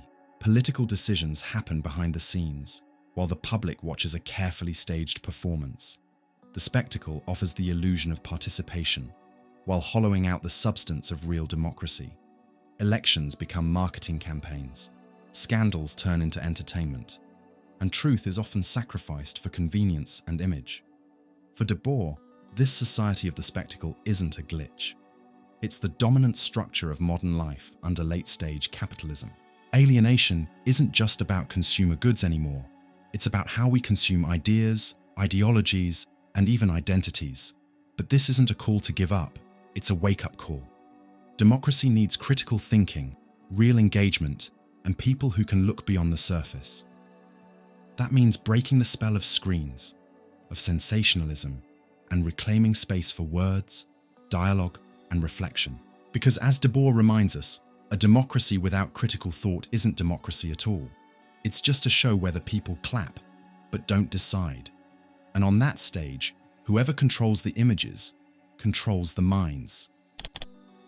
Jean-Jacques Rousseau, one of the leading thinkers of the Enlightenment, offered a sharp critique of representative democracy. In The Social Contract, he famously wrote, "The people rarely govern, they only choose their rulers."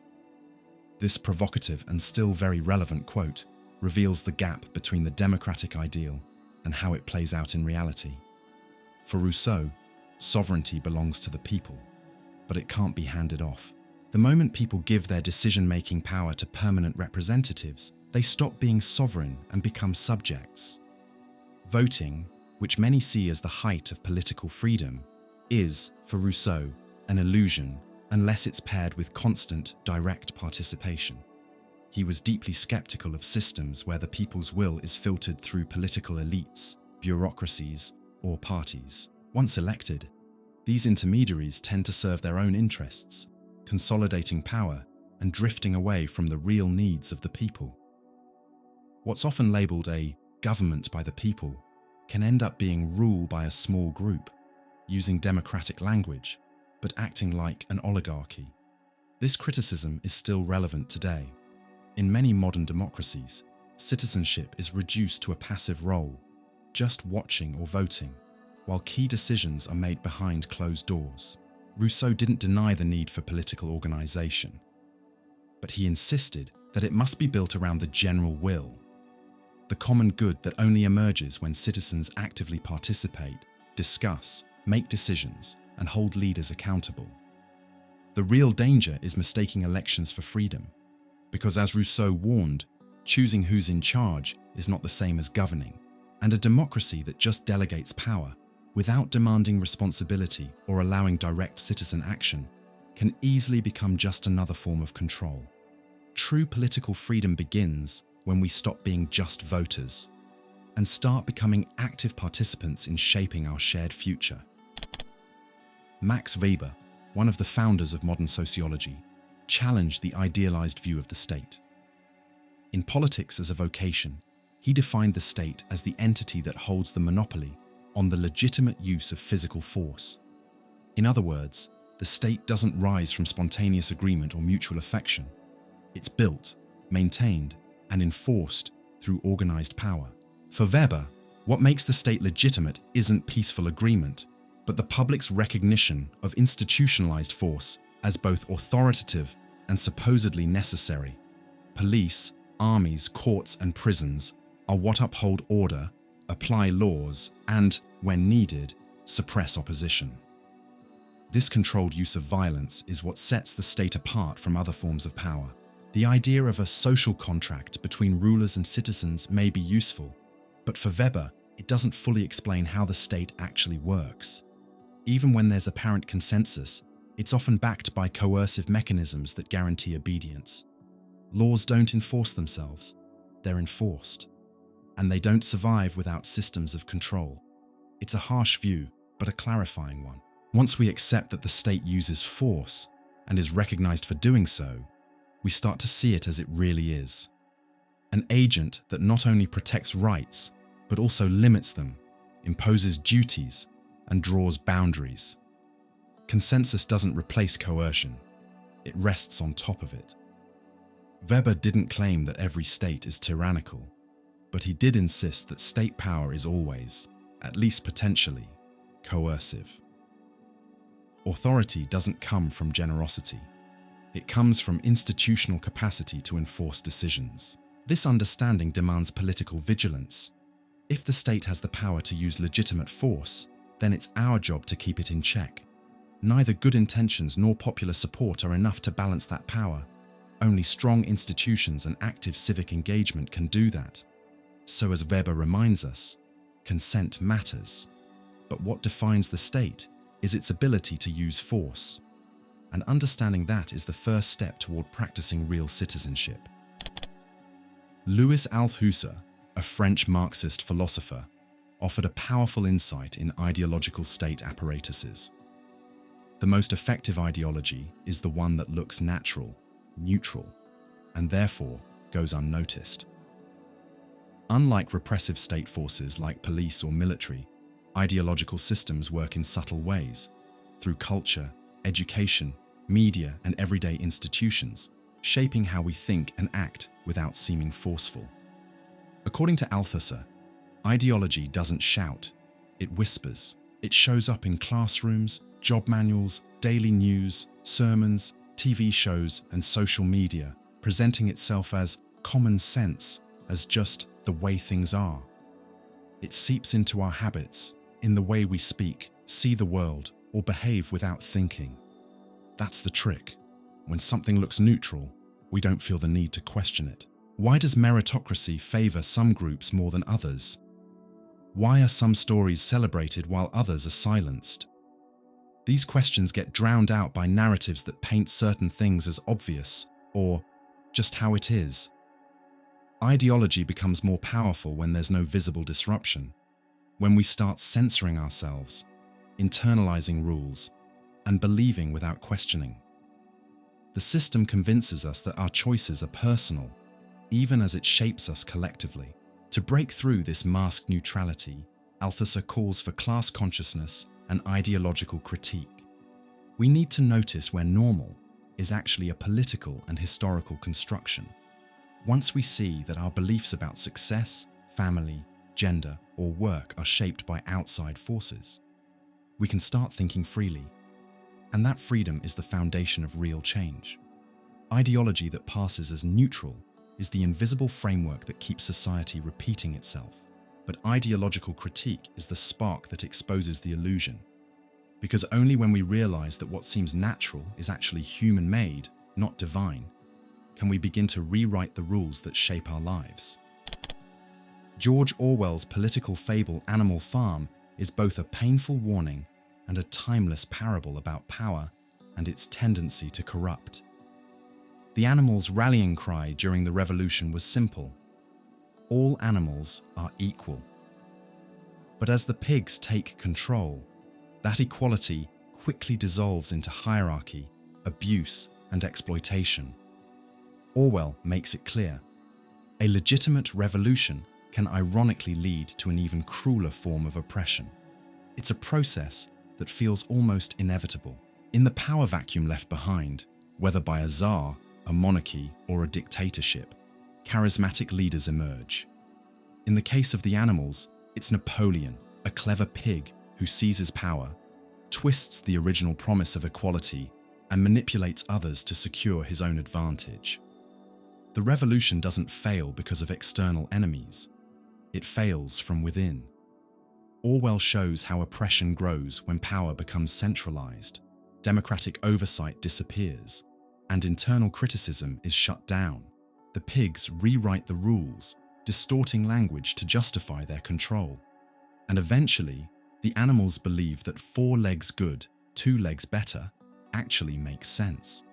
They stop fighting for justice and start obeying the new narrative.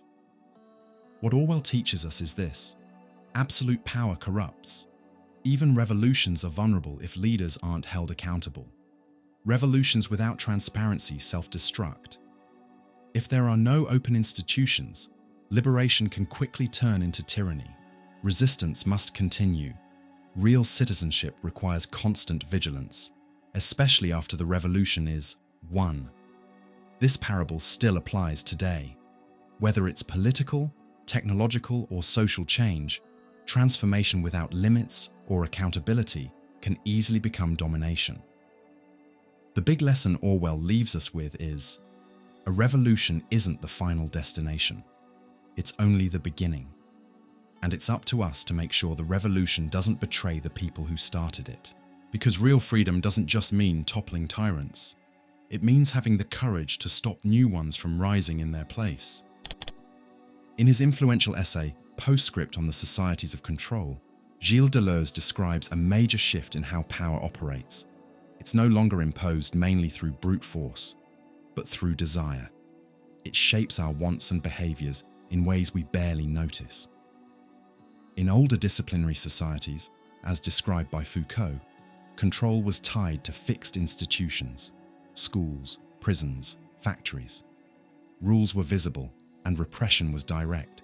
But Deleuze sees a new kind of control rising, one based on flows, networks, algorithms, and consumption.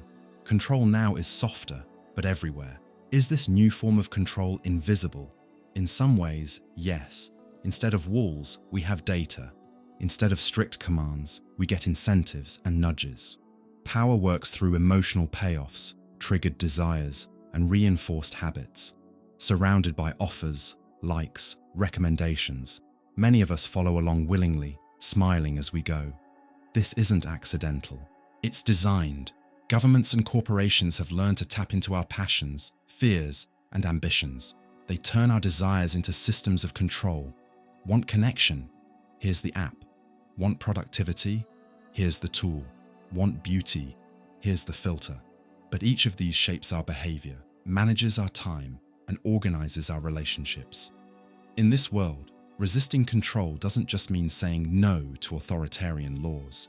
It means questioning our own desires. How many of our choices, career, consumption, relationships are truly our own? And how many are influenced by login screens, performance metrics, and social visibility? Deleuze warns us, freedom isn't lost through force, but through seduction. And that's the danger. Modern domination is smooth, but deep. It doesn't shout, You're being controlled. It whispers, you want this. And we go along because it feels good. Waking up from this requires awareness. It demands inner discipline before external surveillance. It takes wisdom to recognize where our desires are truly ours and where they've been shaped by an invisible machine. Because, as Deleuze shows us, real freedom today isn't about escaping power. It's about reclaiming the right to shape what we truly want. And that begins with attention to what drives us inside, what influences us outside, and the exact point where the two meet. In his classic Escape from Freedom, Erich Fromm reveals a disturbing truth about modern life.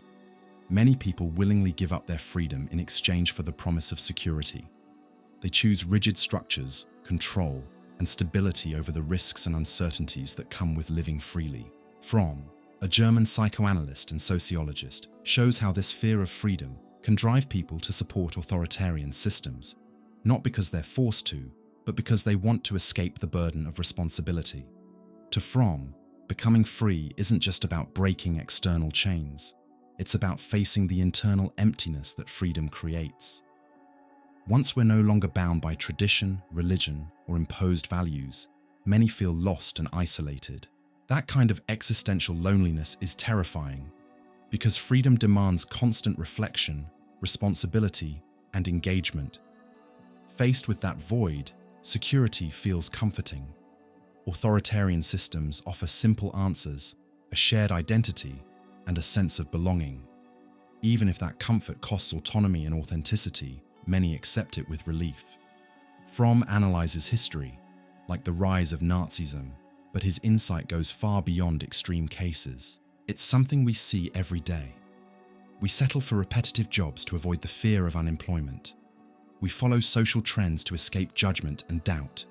We adopt ready-made beliefs just to feel grounded, even if we don't really believe them. This choice, whether we're aware of it or not, often comes from our fear of the responsibilities that freedom brings. And that's where the danger lies. Because when freedom feels like a burden, it becomes fertile ground for authoritarianism. But when freedom is lived with courage, it becomes a force for change and personal growth. Fromm invites us to ask, am I choosing security because it's truly right for me, or because I'm afraid to make my own decisions? Do I even realize what I'm giving up when I avoid taking risks? True liberation doesn't mean escaping responsibility. It means having the courage to take full ownership of our lives, no matter how uncertain the path. And as Fromm reminds us, when we choose comfort over freedom, we create space for authoritarian structures to rise, silencing our ability to question, create, and act. Freedom isn't gained through comfort, it's earned through courage. In the past, authoritarian regimes used censorship to silence people. They banned books, erased words, and locked up dissenters. It was direct, visible, and brutal. But today, as Noam Chomsky argues, modern power uses a much subtler and far more effective strategy: propaganda. Instead of banning ideas, propaganda redirects our attention, shapes the narrative, and controls what we talk about. It doesn't have to erase the truth, it just makes the truth seem irrelevant. This new form of control doesn't impose silence, it fills the space with noise, with distractions, slogans, breaking headlines, and surface-level conflicts. We think we're informed, but we're just immersed in carefully filtered versions of reality. Chomsky shows how the media, under corporate and political influence, doesn't just report facts, it manufactures consent. By choosing what to highlight, what to ignore, who gets a voice, and who stays invisible, the media creates a world where the public thinks it's choosing, but is really just reacting. That's why this type of propaganda is more effective than censorship, because it doesn't trigger outrage. Instead, it makes us believe we're free, critical, and well-informed, even when our opinions have been quietly shaped for us. Real freedom of thought isn't just about having the right to speak. It requires the courage to question what gets repeated too often, to doubt what feels too neutral, and to look beyond the show. Chomsky challenges us. Don't be just a consumer of information. Be a conscious thinker, aware of the invisible systems shaping your worldview. Because the real danger isn't being forbidden to speak. It's not realizing that we're already saying exactly what they want us to. In Capital, Karl Marx reveals a deep contradiction in modern liberalism. Freedom, often celebrated as a sacred value, can actually serve as a mask for deeply unequal relationships. Instead of freeing everyone, it can legitimize exploitation, especially in economic systems. Under capitalism, workers are technically free. They can sell their labor, choose jobs, sign contracts. But for Marx, that freedom is an illusion. When someone is forced to sell their labor just to survive, there's no real choice. It's coercion in disguise.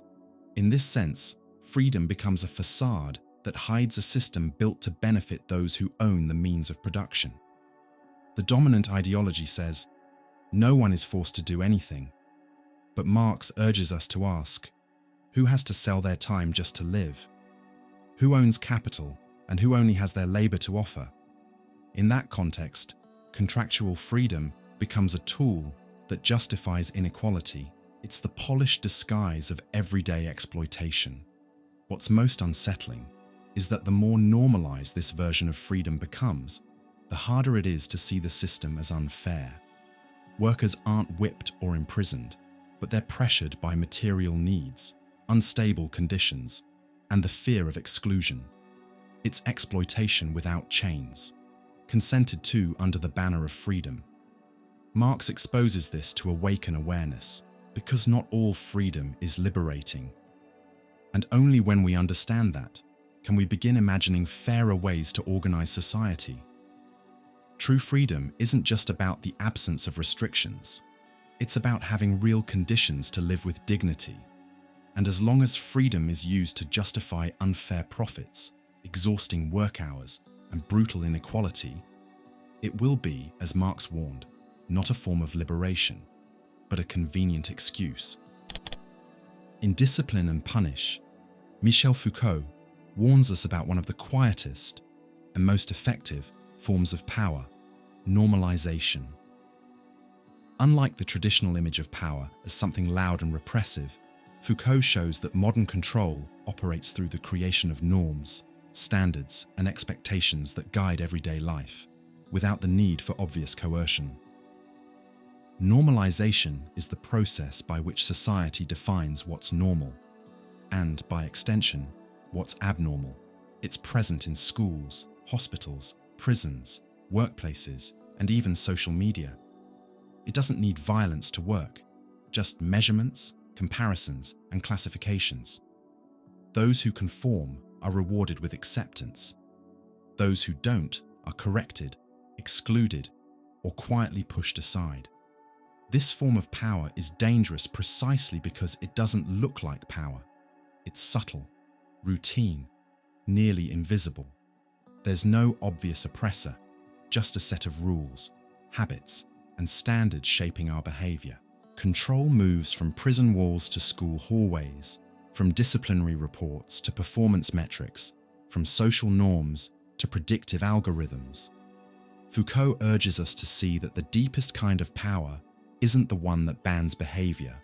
It's the one that makes certain actions seem unthinkable, invisible, or unacceptable. And it doesn't use force. It uses statistics, exams, conduct codes, and success benchmarks. So resistance starts with awareness, noticing where we're being shaped without realizing it, noticing where our desires match what's expected of us, noticing where we follow rules not because we believe in them, but because we're afraid to look abnormal. Because the most powerful control doesn't lock us up. It trains us to behave as if we're already free. Shakespeare's Hamlet reveals a deep truth about human nature. Too much thinking can get in the way of doing. Hegel later expanded on this, showing how knowledge, when disconnected from action, can become a barrier rather than a strength. Hamlet knows too much. He thinks too much. Faced with the need to act, to avenge his father's death, he hesitates, questions, and doubts. He analyzes every outcome and weighs every consequence. The result? Inaction, suffering, and tragedy. For Hegel, Hamlet represents the modern individual torn between thought and reality. Pure knowledge, when not grounded in action, becomes powerless. We experience something similar today. We're flooded with information, analysis, and reflections. We're told to consider every variable before making a move, and often we end up stuck, overwhelmed by possibilities. This is known as analysis paralysis. The fear of making a mistake, triggered by too much knowledge, keeps us from moving forward. The problem isn't knowledge itself, it's the lack of courage to turn thought into action. The world doesn't change because of brilliant ideas that stay in the abstract.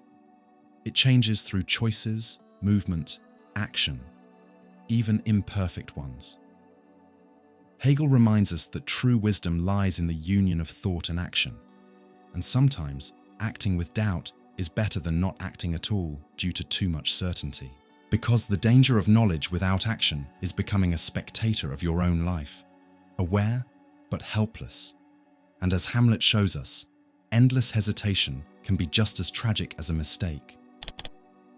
When René Descartes says that doubt is more fertile than certainty, he flips a deeply rooted belief that knowledge means having ready-made answers. In Meditations on First Philosophy, Descartes shows that true thinking doesn't start with convictions, it begins with radical questioning. The methodical doubt he proposes isn't paralyzing skepticism. It's a tool to clear away illusions. He doubts everything, the senses, reason, even the outside world. And in doubting everything, he discovers one thing that can't be denied: the very act of doubting. From that, he arrives at his famous conclusion: I think, therefore I am. But this isn't just a philosophical exercise. It's deeply transformative. In a world filled with superficial certainties, doubt invites us to dig deeper. It keeps us from falling into dogma, arrogance, or blind repetition. To doubt is to recognize limits, make space for new ideas, and allow ourselves to change our minds. Descartes teaches us that doubt is the starting point of intellectual freedom. If you never question, you simply accept what you're given. But if you doubt, you investigate, compare, challenge, and you grow. Still, doubt takes courage. It's uncomfortable, unsettling, even lonely. But that's exactly why it's fertile. It forces us to think for ourselves. Descartes doesn't want us to live in eternal doubt. He wants us to use it as a tool to reach convictions that are stronger, more honest, more our own. Because certainty that's never been questioned is just convenience, but certainty that grows from doubt, that's real knowledge. Peyraud of Ellis, known as the father of philosophical skepticism, offered a radical idea that still challenges us today.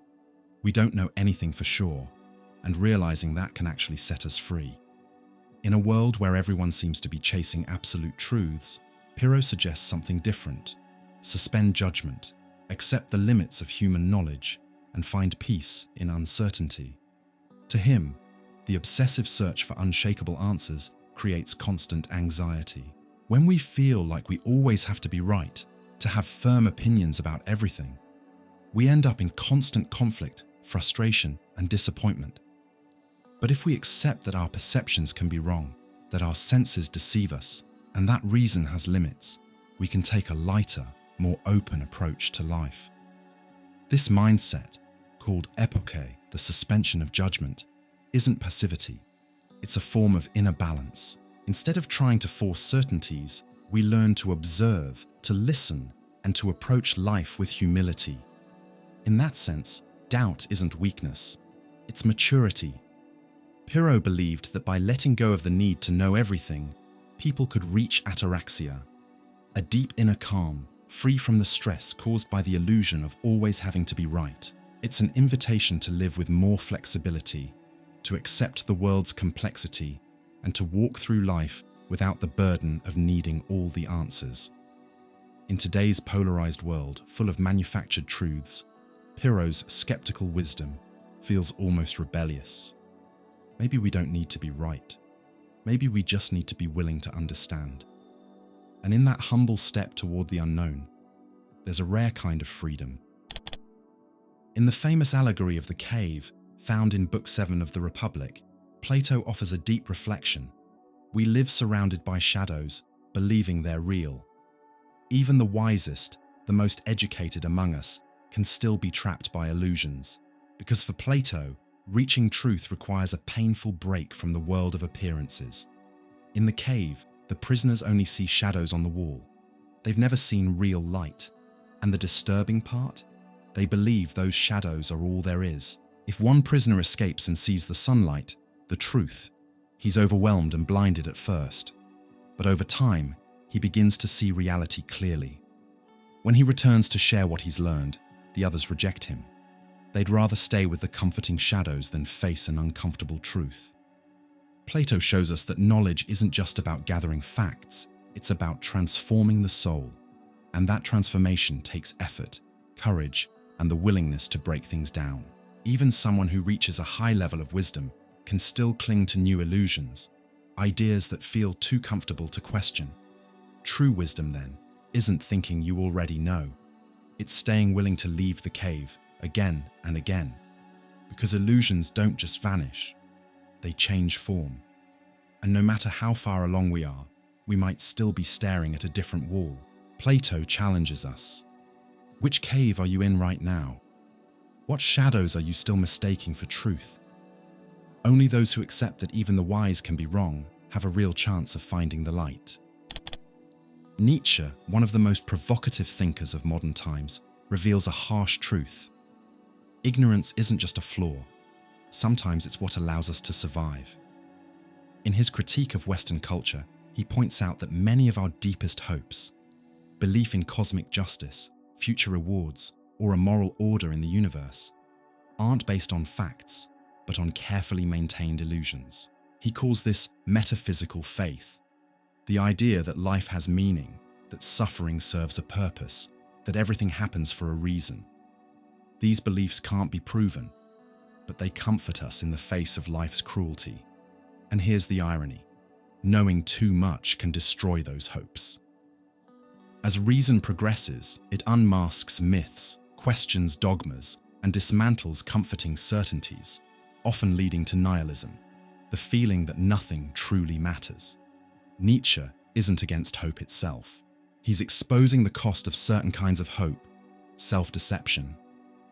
To keep some hopes alive, we have to ignore the brutal parts of reality. We have to close our eyes to painful truths.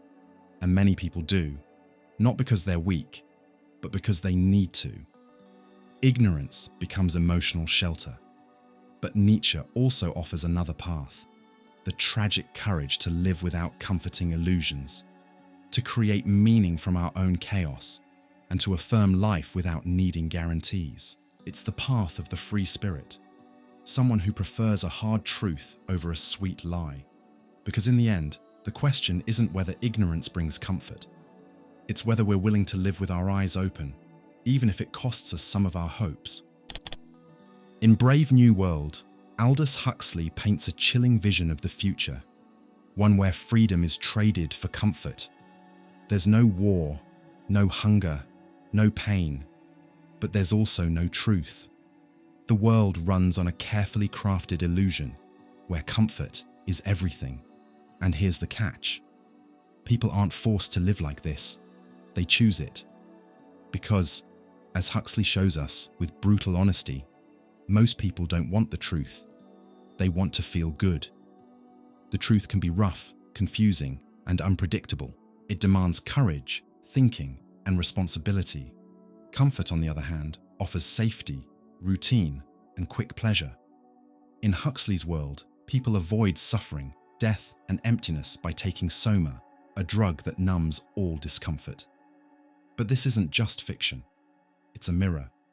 We live surrounded by distractions, endless entertainment, and promises of instant happiness. How many people ignore inequality, moral dilemmas, or their own loneliness, all in the name of peace and comfort?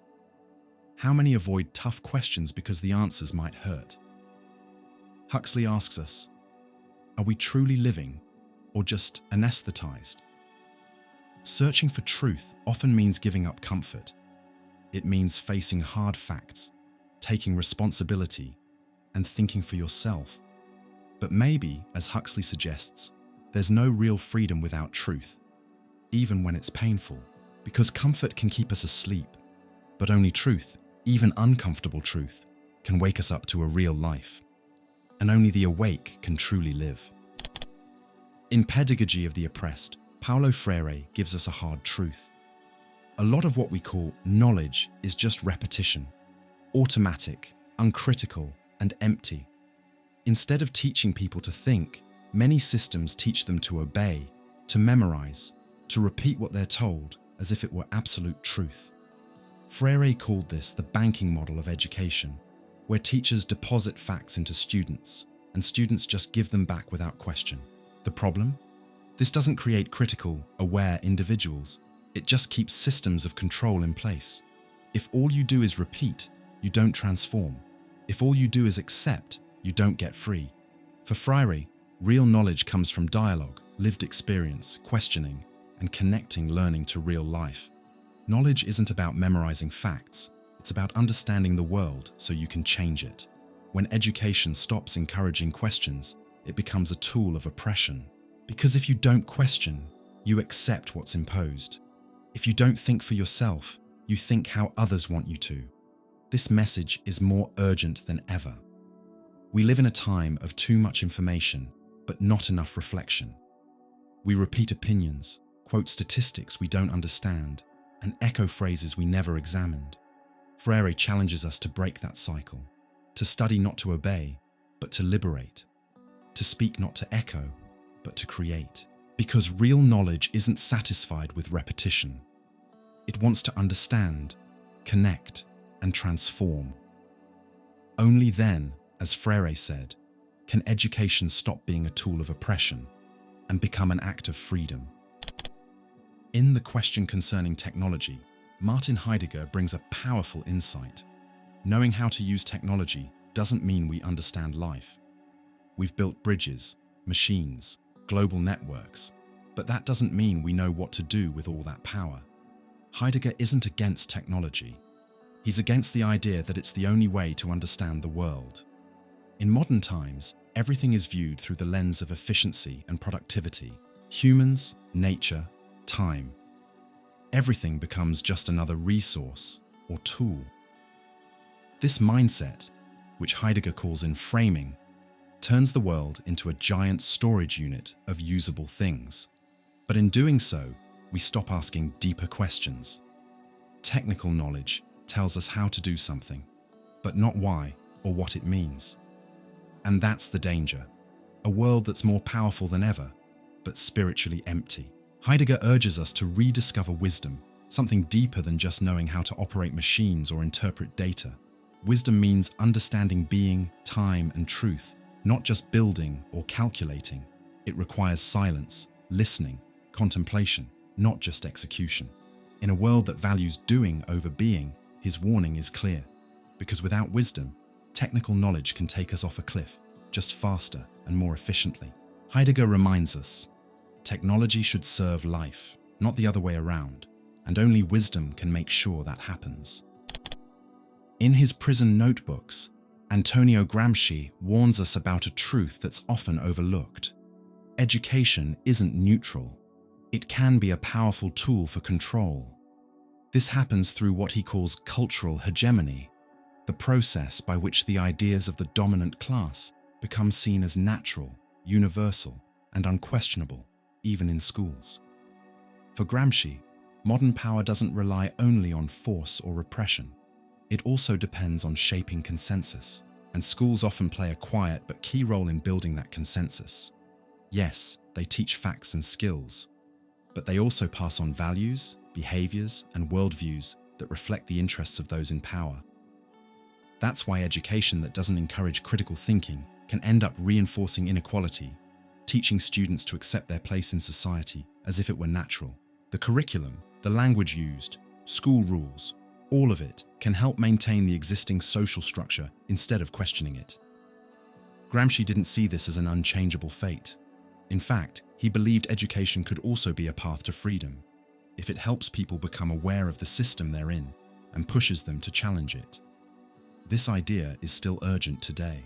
How many schools still teach students to obey rather than to think? How often are students encouraged to repeat truths without ever being taught to question them? For Gramsci, education is a battle over how we form human consciousness. So the real question isn't just what we teach, but why we teach it. Because all education has intent, and it can serve either freedom or oppression.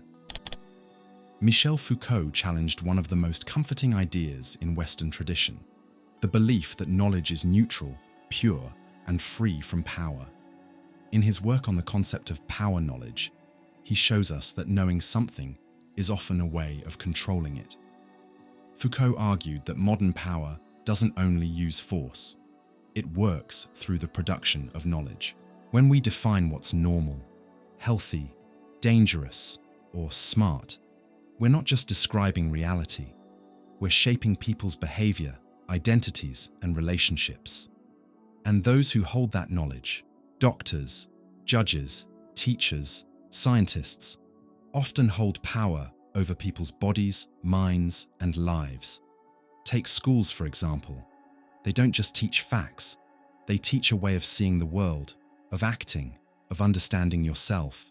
In hospitals, it's not just about treating illness, it's about defining what counts as health, what's abnormal, and what needs to be fixed. In prisons, it's not just about punishment, it's about labeling, diagnosing, and controlling. For Foucault, knowledge and power are always connected. Every kind of knowledge is tied to some form of power, and every use of power relies on some kind of knowledge. That doesn't mean all knowledge is oppressive, but it does mean we need to ask, who decides what counts as knowledge? Who gets to speak? And who gets ignored? So the question isn't just, is this true? It's also, who benefits from this truth? Because as Foucault reminds us, knowledge is power, and all power must be questioned. George Berkeley, an Irish philosopher from the 18th century, offered one of the most mind-bending ideas in modern philosophy. The world we see might not exist outside our minds. In his treatise concerning the principles of human knowledge, he defended a radical form of idealism, the belief that to be is to be perceived. Esse est percipi. For Berkeley, everything we know, colors, sounds, shapes, smells, exists only in our perception. We don't have direct access to some physical matter out there. We only experience ideas inside our minds. So what we call reality may just be a series of mental experiences held together by consciousness. It's a disturbing idea. If the world depends on the mind to exist, how can we know anything outside our own head? How do we tell what's real and what's just mental illusion? Berkeley wasn't a total skeptic, though. He believed that God is what keeps everything real and consistent. Even if no human is looking at a tree, it still exists, because God perceives it. So the world doesn't vanish, but its existence depends on perception.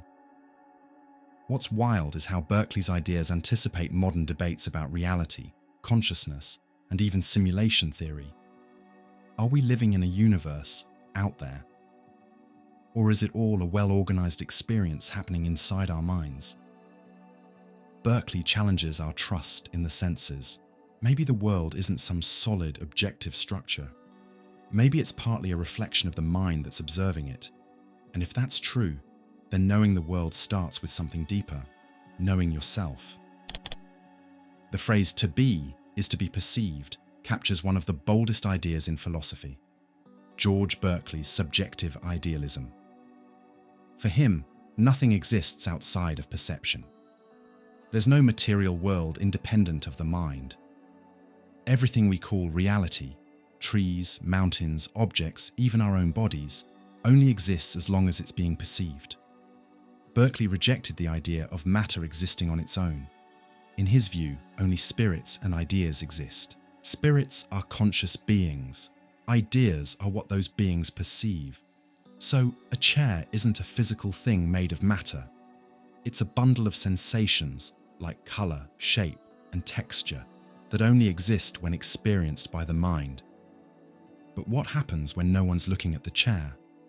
Berkeley says it still exists, because God is always perceiving it. God is the ultimate observer who keeps everything on. He sustains the world as one continuous experience. It might sound strange, almost like a dream, but this view raises deep questions. Are we really seeing the real world, or are we living inside a mental experience shaped by our own awareness? Berkeley isn't denying reality. He's just asking what it truly means for something to exist. He believed idealism doesn't take us away from reality. It brings it closer, makes it more spiritual and connected to the mind. In a time when we put so much trust in our senses and in science, this philosophy feels like a wake-up call. What if everything exists only because we're looking? In Berkeley's world, perception isn't just a window, it's how reality is created.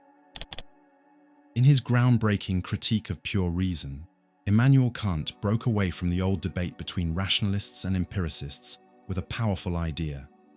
We don't just observe the world, we help shape it. What we call reality isn't the thing itself, das Ding an sich. It's how our mind organizes experience. According to Kant, our senses give us raw data.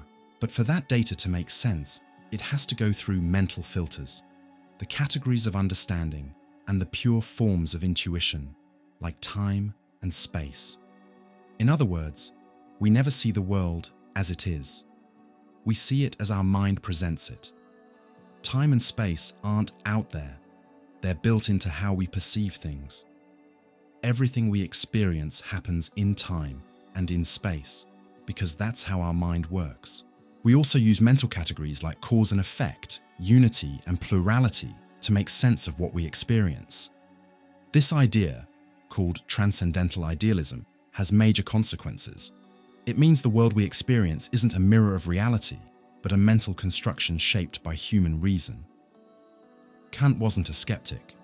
He didn't deny that there's something real outside of us, but he believed we can never know it directly, only as it appears to us. Science, morality, and knowledge all happen within the limits of human experience, shaped by our minds. Kant's message is clear. The real world, as we know it, depends on how we think. And once we realize that, we begin to understand that knowing the world is also a way of discovering how our own minds work. Heraclitus of Ephesus, one of the most mysterious pre-Socratic thinkers, gave us one of the deepest and most unsettling ideas in ancient philosophy. Everything is constantly changing. With his famous phrase, "everything flows," panta rhei, he claimed that change is the only constant in reality.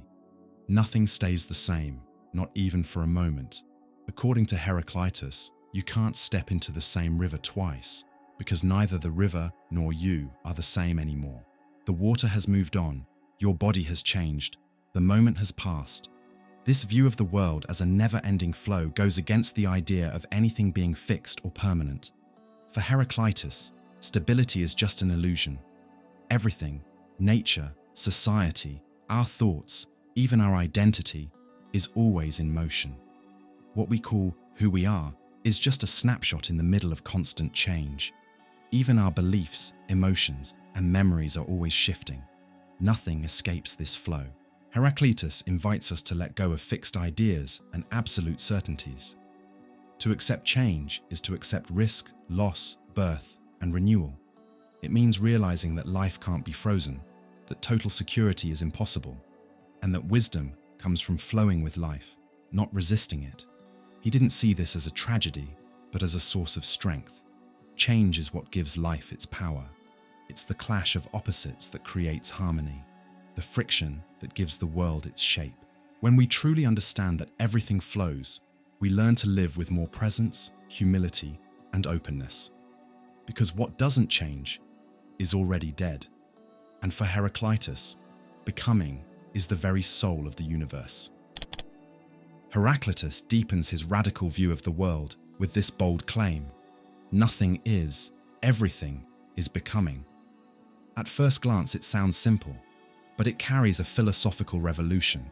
He rejects the idea of a fixed, eternal reality. the kind of thinking that Parmenides defended, and instead claims that reality is a process, not a static thing. Everything that exists is always in motion. For Heraclitus, there's no such thing as a stable, isolated identity. What we call being is just a brief moment inside an ongoing transformation. Rocks erode, bodies age, thoughts shift, emotions change. Even the stars and gods, which seem eternal, are constantly in motion. Nothing is by essence. Everything is becoming.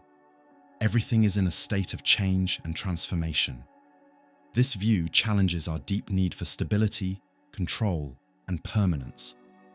It reminds us that the world doesn't offer solid ground, only moving currents.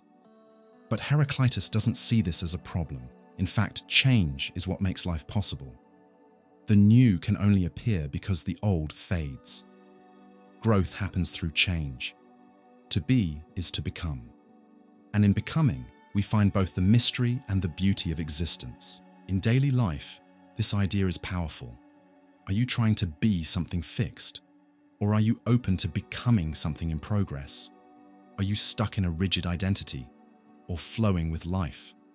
Heraclitus teaches that the truth of being is movement, and anyone who wants to understand existence shouldn't look for what is, but learn to dance with what's becoming. Maurice Merleau-Ponty, a 20th century French philosopher, brings a powerful idea to the table. Seeing is never neutral. It's shaped by what we already believe. In his Phenomenology of Perception, he breaks from the idea that we perceive the world objectively and directly. Instead, he argues that all perception is full of intention, memory, culture, and language. You don't just see what's out there, you see what your body, mind, and personal history allow you to see. Perception is active, embodied, and subjective.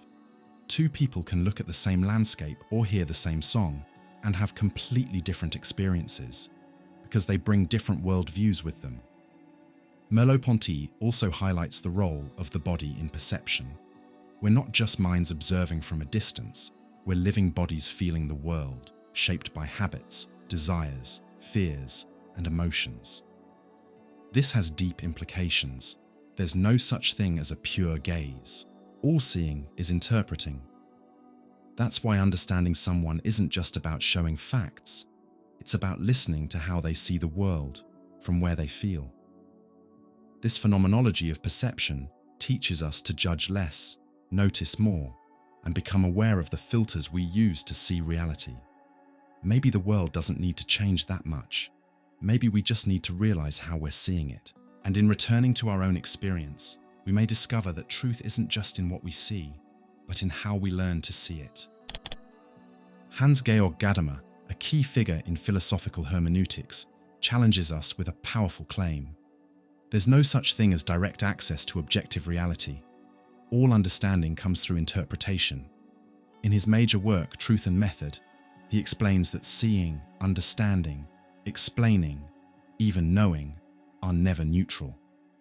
We're never just facing a pure, untouched world.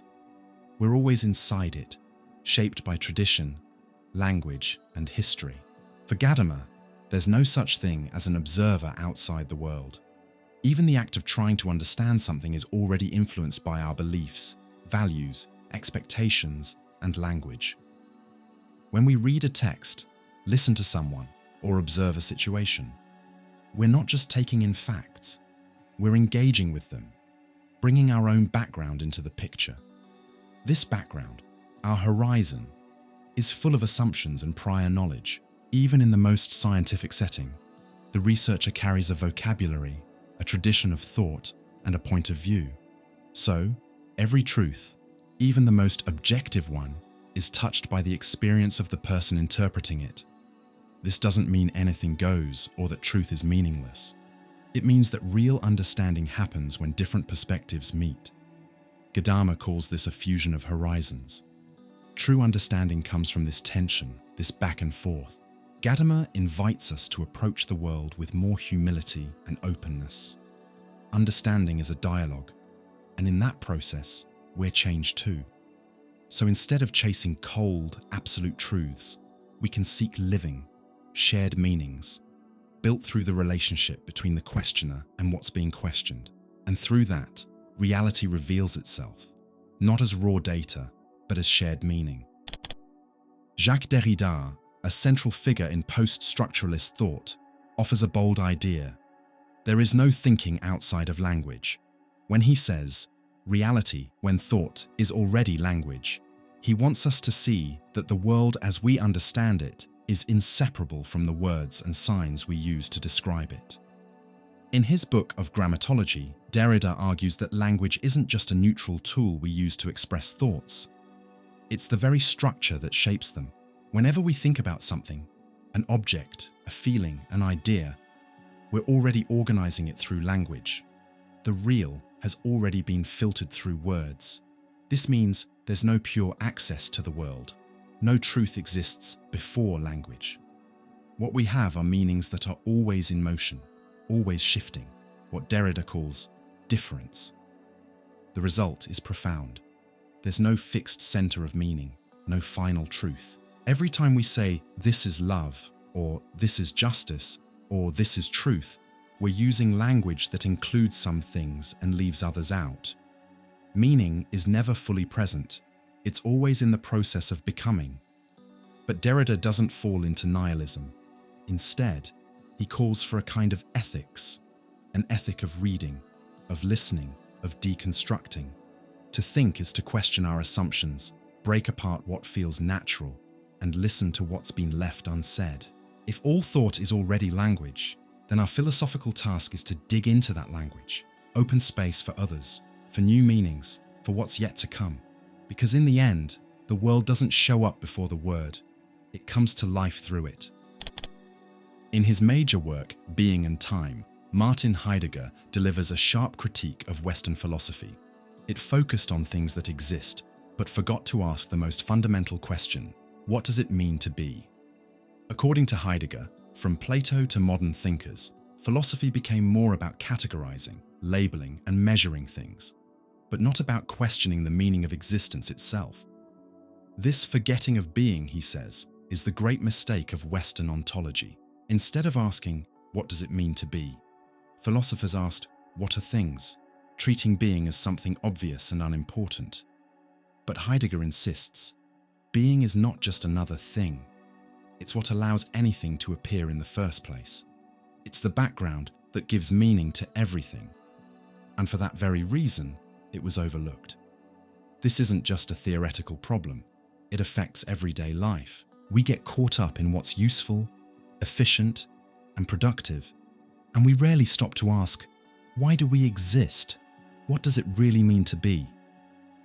Heidegger calls us to return to the question of being. This return requires a different kind of thinking, closer to poetry than to formal logic. To think about being is to open up to the mystery of existence. It means letting go of easy answers and facing the strange and the obvious with new eyes. Western philosophy forgot about being is a deep call. To think not as a way to control the world, but as a way to listen to its deeper meaning. Because only those who remember being, Heidegger says, can truly learn how to live in the world. In his critique of Western metaphysics, Heidegger points to an uncomfortable truth. Being is the ground of all existence, yet it's the most forgotten idea in philosophy. Since the earliest thinkers, we've focused on what things are, their substances, essences, forms, but we've neglected the deeper question: what does it mean to be at all? Heidegger says this isn't just a minor oversight, it's a structural forgetting. From Plato and Aristotle onward, Western philosophy searched for clear, rational explanations of reality, but it treated being as something obvious, already understood, and so never questioned it. Yet being is not a thing among things. It can't be picked apart or observed like an object. Being is what makes anything show up or exist at all. It's the invisible condition behind everything we see. And this forgetting has real consequences. When we stop thinking about being, we start seeing the world only in technical, practical terms. Everything becomes a tool. Even people become parts in a machine. We lose touch with the mystery of existence itself. Heidegger suggests a different path. We must think of being not as a fixed idea, but as something that happens. An opening, a clearing where reality shows up. This kind of thinking takes silence, attention, and humility. It's more about letting be than trying to control. Being is the foundation of everything. But to truly find it again, we may need to unlearn how we've been taught to think.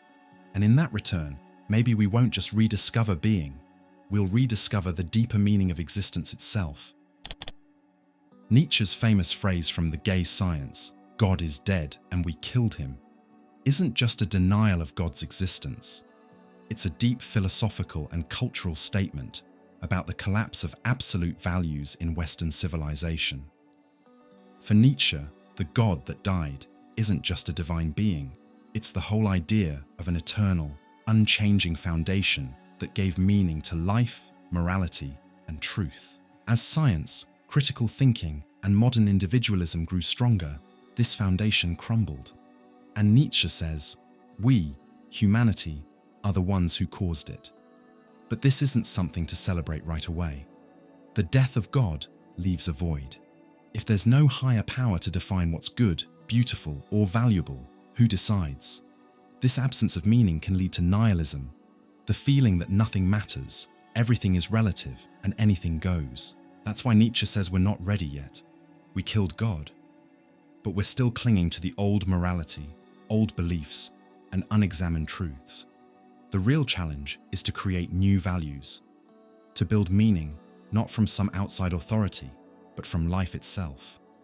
Nietzsche calls this process the revaluation of all values. God is dead isn't just the end of an old world. It's the beginning of a new one, a world where human beings must learn to walk forward, over the abyss, with courage. Søren Kierkegaard, the father of Christian existentialism, writes in Fear and Trembling that faith begins where reason ends. This simple sentence holds the core of his philosophy. Some parts of human experience go beyond logic, calculation, and rational understanding. For Kierkegaard, faith isn't about blindly accepting dogmas or doctrines. It's a leap into the unknown, an inner movement that can't be explained by logic but still demands full commitment. He illustrates this with the story of Abraham, who was willing to obey God's command to sacrifice his own son, Isaac. From a rational or ethical standpoint, that action seems absurd, even monstrous. But for Kierkegaard, this is exactly where faith reveals its purest form, when there's no logical reason left, and yet, we trust anyway. Reason has its limits. It analyzes, compares, and questions. But faith, according to Kierkegaard, is a passionate, personal act, a full surrender of the self to the eternal. It's not about ignoring doubt, but facing it with courage. This is deeply existential. Faith doesn't mean the absence of anxiety. It means choosing to trust in the middle of it. It's an act of freedom and risk. In a world that demands proof for everything, Kierkegaard reminds us, some things can't be explained. They can only be lived. Faith isn't irrational. It's beyond reason. It begins when reason reaches its edge and the heart chooses to go further. Karl Marx's quote, "Religion is the opium of the people," from his critique of Hegel's philosophy of right, is one of the most misunderstood statements in philosophy. Marx isn't simply attacking personal faith or spirituality. He's analyzing how religion functions within systems of power and oppression. To Marx, religion emerges as a response to a world filled with injustice. It offers comfort to the oppressed, hope to the suffering, and meaning to pain. Just like opium dulls physical pain, religion soothes social pain. But here's the problem. Religion, by promising rewards in some better world after death, distracts people from the real causes of their suffering in the present. It teaches people to accept their suffering, to wait, to submit, which ultimately benefits the ruling class. It keeps the exploited quiet, hoping for a reward that comes only after life is over. Marx acknowledges that religion grows out of real pain, but to him, the answer isn't to spiritualize the pain. It's to change the material conditions that cause it. True freedom doesn't come from promised salvation, but from social transformation. The abolition of religion as the illusory happiness of the people, Marx writes, is the demand for their real happiness. He's not saying we should ban religion, but that human liberation requires going beyond comforting illusions. In this way, Marx's critique isn't really about God, it's about how institutional religion can be used as an ideology to keep people passive. Religion, then, can either comfort or control. And the real question is, does it wake us up or keep us asleep in the face of injustice? Ludwig Feuerbach, a 19th century German philosopher, offered a groundbreaking view of religion in his book, The Essence of Christianity. To him, it wasn't God who created humans, it was humans who created God. The idea of God, Feuerbach argues, is a psychological projection of our needs, fears, and ideals. When people feel fear, weakness, a desire for justice, unconditional love, or immortality, they project those feelings onto a supreme being, God. God becomes everything we wish we were, but aren't, a perfect mirror of our highest hopes. Feuerbach claims that all divine traits, like all-knowing, all-powerful, perfectly good, are just human qualities, exaggerated and idealized. They're not outside of us, they come from us. This changes everything. If God is a human creation, then religion doesn't reveal something beyond us. It reveals who we are, what we want, and what we fear. Theology, according to Feuerbach, is actually disguised anthropology. But Feuerbach's point isn't just to tear religion down. He believes that by recognizing God as our own creation, we can reclaim our own ideals instead of handing them off to a distant, imagined being. True spiritual freedom, he says, comes when we humanize the divine and embrace the divine within ourselves. The idea of God is a psychological reflection of human need, invites us to look inward, not upward. Because maybe, as Feuerbach suggests, God is humanity's own image, not the other way around. And realizing that might be the first step toward reclaiming our full human dignity. Voltaire, one of the leading thinkers of the 18th century Enlightenment, was a fierce critic of religious fanaticism and institutions that abused power in the name of faith. He pointed out that religion often hides deep fears and demands blind obedience, all while presenting itself as virtuous. To Voltaire, real virtue comes from reason, compassion, and freedom. But religious institutions often turned virtue into a rigid system that demanded submission and suppression. What looked like virtuous behavior, obeying dogma, following rituals, accepting punishment, was often just fear. Fear of hell, of rejection, or of divine punishment. This creates fanaticism, irrational, intolerant belief that refuses to be questioned. Voltaire saw this as a major social danger because fanaticism doesn't just limit individual freedom, it fuels conflict and violence. His critique was a defense of reason over superstition and arbitrary authority. He supported a thoughtful, open spirituality that respected freedom of thought and grounded ethics in reason, not fear. By saying religion can hide fear and obedience under the name of virtue, Voltaire warns us about accepting authority without thinking. True virtue, he believed, is a conscious, free act based on understanding, not something forced by fear.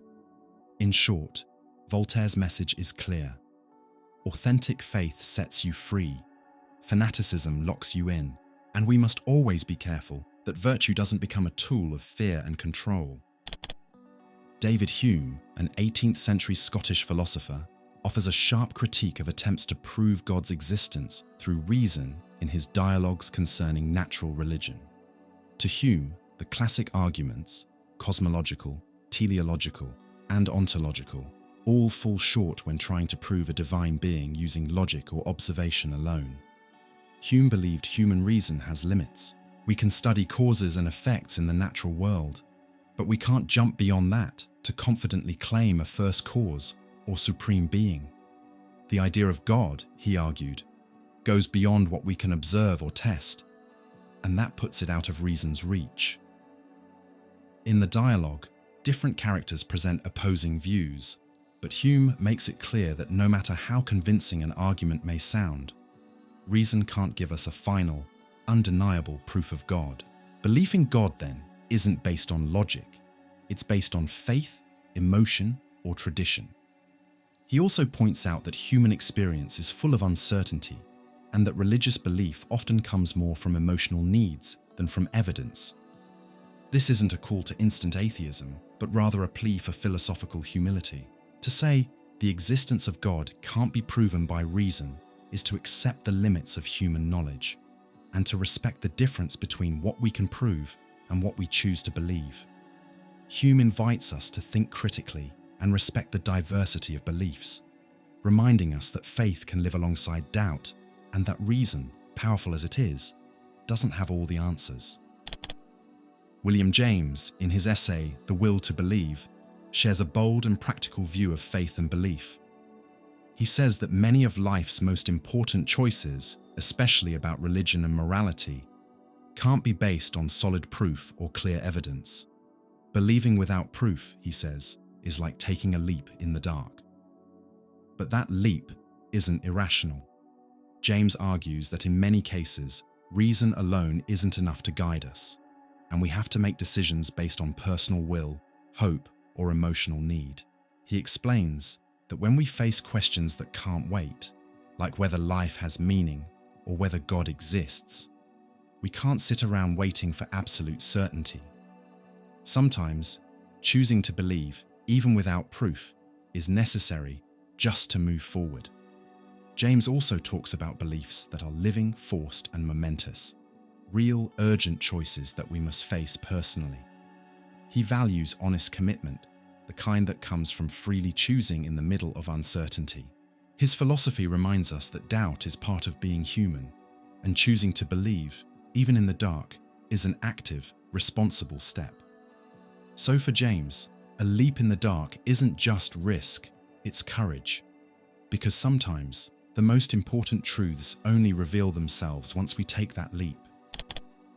Bertrand Russell, British philosopher and mathematician, wrote in his essay, Why I Am Not a Christian, that many people use the idea of God to avoid critical thinking and deep reflection. He believed that when people accept religious beliefs without questioning, it becomes an intellectual shortcut. It gives easy answers to big questions, like the meaning of life, good and evil, or where the universe came from. But those answers are often just traditions passed down, not carefully thought out. To Russell, this is dangerous. It stops people from developing independent thought or facing life's uncertainties with an open mind. By holding tightly to religious certainty, people avoid wrestling with life's complexity, its doubts, and its difficult truths. He strongly believed in the importance of doubt, questioning, and always re-examining what we believe. Accepting ideas without proof, he said, gets in the way of scientific progress, ethical growth, and real freedom. His criticism wasn't aimed at spirituality itself, but at the lack of critical thinking that often comes with religious belief. Russell challenged people not to use God as a mental shortcut to avoid personal responsibility. Thinking takes effort, and questioning your beliefs, even your religious ones, is a key step toward real understanding and freedom. In the end, he reminds us, the search for truth begins when we stop looking for excuses. Michel Foucault, in his analysis of power and discipline, offers a critical view of religion that goes beyond traditional spirituality. He argued that religion often works less as a path to transcendence and more as a tool for social control. According to Foucault, religious institutions don't just shape beliefs and spiritual practices, they also regulate behavior, moral codes, and social norms. Through rules, rituals, and dogma, religion sets up systems of discipline that shape people's actions, bodies, and minds. This control isn't always violent or obvious. More often, it shows up in everyday details, shaping what we consider normal, and individuals internalize and repeat these norms. Religion helps produce obedient individuals who manage themselves based on what's been defined as right or virtuous. Foucault described this as a form of power that doesn't just repress, it creates. Religious discourse invents categories like sin, salvation, purity, and guilt, which guide behavior and limit personal freedom. His view doesn't deny the spiritual side of religion. Instead, it shows how faith is often intertwined with systems of power. The promise of transcendence can be used to justify domination. In this way, religion can operate as a complex system of discipline, a kind of power that governs not only through external rules, but through the internalization of norms. This perspective challenges us to think critically about religion. Does it really free the soul, or does it control the body and mind? Albert Camus, in The Myth of Sisyphus, reflects deeply on the meaning of life in the face of the absurd. For him, the real fear doesn't come from God's absence. It comes from the universe's silence in response to our deepest questions. Camus begins with the idea that the universe doesn't give us clear answers or obvious purpose. There are no divine signs, no messages from above to explain suffering, death, or the search for meaning. It's that silence, the universe's indifference, that confronts us with the absurd. The absurd is born from the clash between our need for meaning and the lack of meaning in the world. It creates a sense of helplessness, an existential void. But for Camus, this doesn't mean we should give in to despair or nihilism. Instead, the silence challenges us to create our own meaning. It opens a space where we can affirm our freedom, our ability to choose, to act, and to live fully. The myth of Sisyphus, a man condemned to push a rock uphill forever, becomes a metaphor for human life, a task that seems meaningless, but gains value when done with awareness and defiance. Camus invites us to see the silence not as the end, but as the beginning. What's terrifying isn't that God is gone. It's that there may never have been an answer at all. And in that lack of answers, we find a chance to embrace life on our own terms. So, the silence of the universe is both a challenge and a kind of freedom. The freedom to create meaning where none is given. Henri Bergson, a French philosopher from the early 20th century, offered a new way of thinking about time. He said time isn't a straight line, measured and objective, it's something shaped by consciousness. He called this lived experience of time duration. In his work, Duration and Simultaneity, Bergson asks us to see time as more than what clocks and calendars show. Physics treats time as a sequence of identical moments, fixed, measurable, and linear, but that's not how we actually experience it. Real time is continuous, flowing, and impossible to divide. It's more like a stream, a constant transformation of who we are and the world around us. This experience is personal. A minute can feel endless in pain or fly by in joy. For Bergson, the past isn't a frozen point behind us. It's something alive that still shapes our present. And the future isn't fixed. It's an open space that unfolds with each moment. Time isn't something out there. It's a part of how our minds work, how we remember, perceive, and anticipate. This idea has deep implications for philosophy, psychology, and even science. It reminds us that human experience can't be reduced to numbers. To truly understand life, we must value the subjective experience of time. Bergson challenges us to move beyond rigid timelines and embrace the fluidity of lived time. Because in the end, time isn't a straight path. It's a living dance, and we're the ones giving it rhythm and meaning. Walter Benjamin, philosopher and cultural critic, offers a bold and critical perspective in his theses on the philosophy of history. His claim that history is always written by the winners exposes a reality we often overlook. Official narratives are shaped by those in power, while the voices of the defeated, the marginalized, and the oppressed are silenced or distorted. Benjamin warns us that traditional history isn't neutral. It's a product of ideology, a tool that serves the interests of those who dominate and helps keep systems of power in place. Winners tell history in a way that flatters themselves, highlighting their victories and erasing or minimizing acts of resistance. This insight opens the door to a more critical way of understanding history. Benjamin calls for a history of the defeated, an effort to recover forgotten experiences, to give voice to the excluded, and to expose the hidden mechanisms of domination. He challenges the idea of history as a straight, inevitable line of progress. For him, the past isn't a fixed set of facts. It's a battlefield of interpretations. Historical memory can be a force for empowerment and change, but only if we question who's telling the story and why. Benjamin's quote urges us to reflect. Who controls the narrative controls both the present and the future. That's why resisting also means fighting to recover silenced stories and expanding the range of voices being heard. In the end, understanding that history is written by the winners is a call to stay critically aware, to never accept the official version as the only truth. Paul Ricoeur, in his work Time and Narrative, explores the deep connection between past and present. He argues that the past never truly disappears. It continues to shape who we are and how we live. For Ricoeur, time isn't just a straight line of events that vanish as they happen. The past stays alive through memory, storytelling, and identity.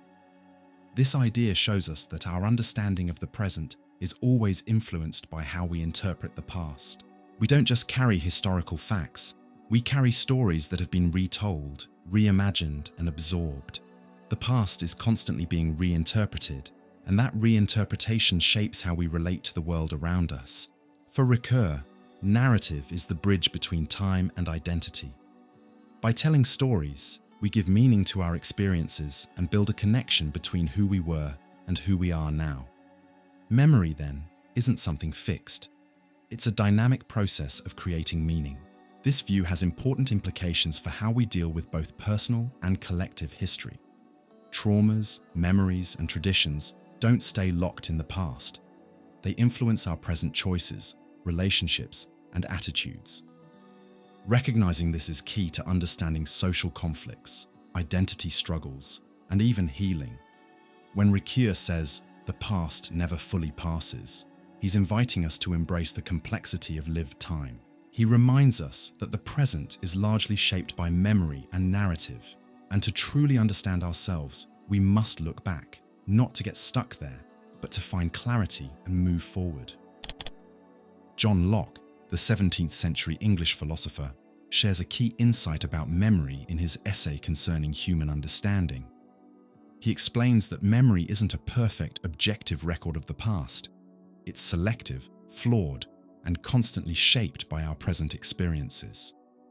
For Locke, memory is central to personal identity. We are what we remember. But he also acknowledges that memory doesn't store everything we've lived exactly as it happened. It picks and chooses what to keep and what to forget, often based on emotions, context, and personal importance. This selectiveness means memory is always incomplete. We forget details, twist facts, and rewrite events as we try to make sense of them. It doesn't work like a camera recording everything. It's more like a story we keep rewriting. Even more, memory is flexible. It can change over time, influenced by new information, outside suggestions, or stories from others. Our memories can shift without us realizing, raising questions about how reliable our personal history really is. This view has major implications for philosophy, psychology, and ethics. It reminds us how fragile identity can be when it's based only on memory, and why we should be careful when judging past events or testimonies. Locke invites us to see memory not as a flawless archive, but as a living, changing construction, recognizing that truth is essential for understanding who we are, because our sense of self is always being rewritten. The phrase, "you don't live in the present, you live in stories about time," captures a powerful insight into how human consciousness experiences time. While first associated with Auguste Comte, this idea was deeply expanded by Paul Ricoeur, who emphasized the importance of storytelling in how we perceive time. For Comte, time only makes sense when humans are able to organize events. Ricoeur goes further, saying that we experience time through narrative, not as a sequence of objective moments, but as a story we tell ourselves. This story connects past, present, and future, helping us build a continuous sense of self. Memory links us to the past, hope projects us into the future, and the present becomes the stage where the story plays out. So the present isn't just a passing moment, it's a construction shaped by memories and expectations. This narrative experience is personal and influenced by our emotions, culture, and language. That's why different people and communities can experience time in very different ways, depending on the stories they choose to tell. In that sense, the present is more of an interpretation than a fixed point. This perspective encourages us to think deeply about the role of personal and collective stories in shaping our identity and experience of time. If we live inside narratives, then the stories we tell ourselves can reveal a lot about our values, choices, and how we find meaning in life. So rather than just existing in the present, we live inside the stories we create to make sense of time, and realizing this can lead to a more authentic and mindful way of living. In his monumental work, The Decline of the West, Oswald Spengler challenges one of the most comforting ideas of the modern world, the belief that progress is inevitable. For him, this idea isn't a universal truth. It's a product of Western culture, which sees history as a straight line that always moves forward. Spengler offers a different view. History is cyclical, like a living organism that is born, grows, matures, and eventually declines. Every civilization goes through these natural stages, and progress is just one phase, not a guaranteed destination. This idea forces us to face an uncomfortable truth. Humanity's future isn't completely in our hands.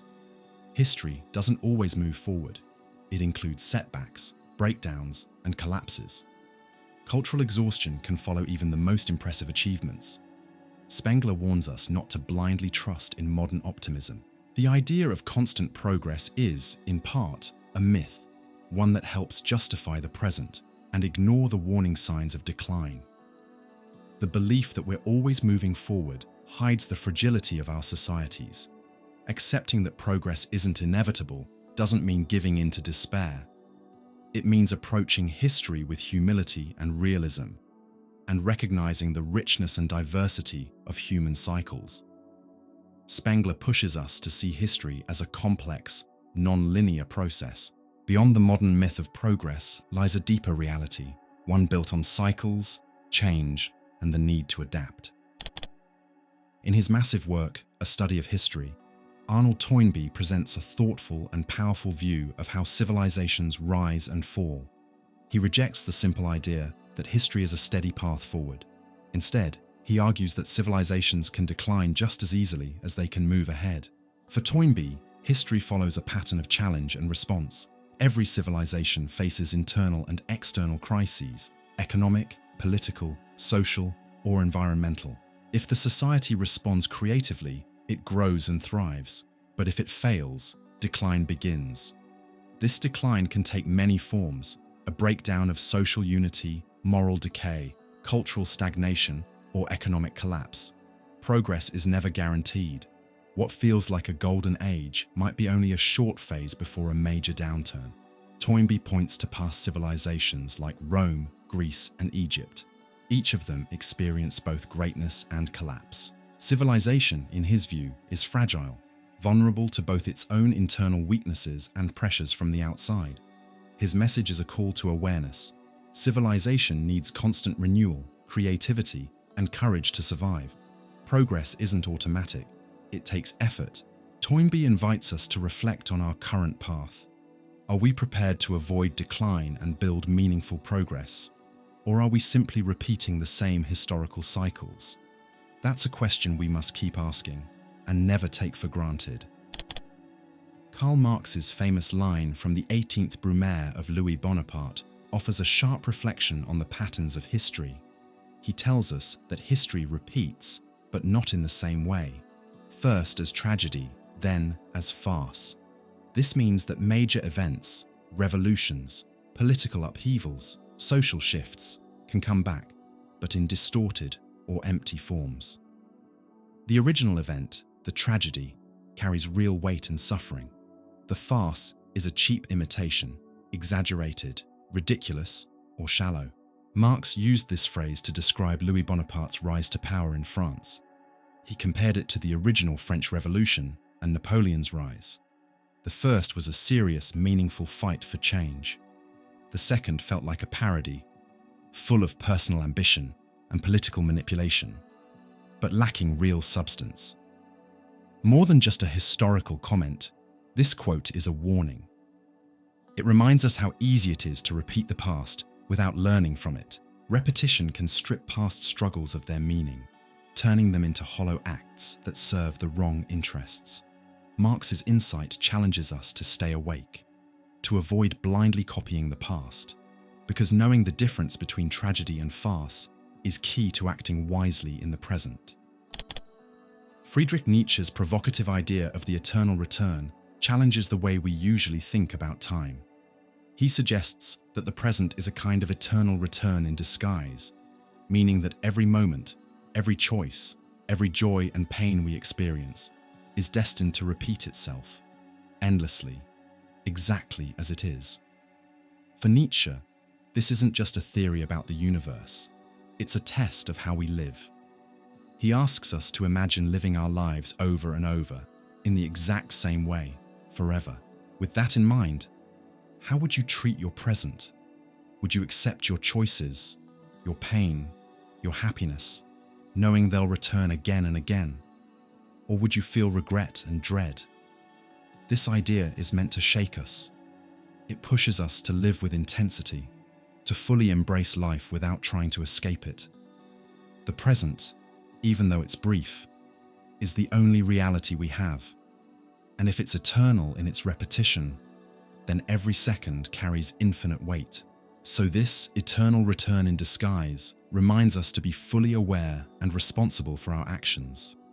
Every decision echoes forever, repeating in the cycle of time.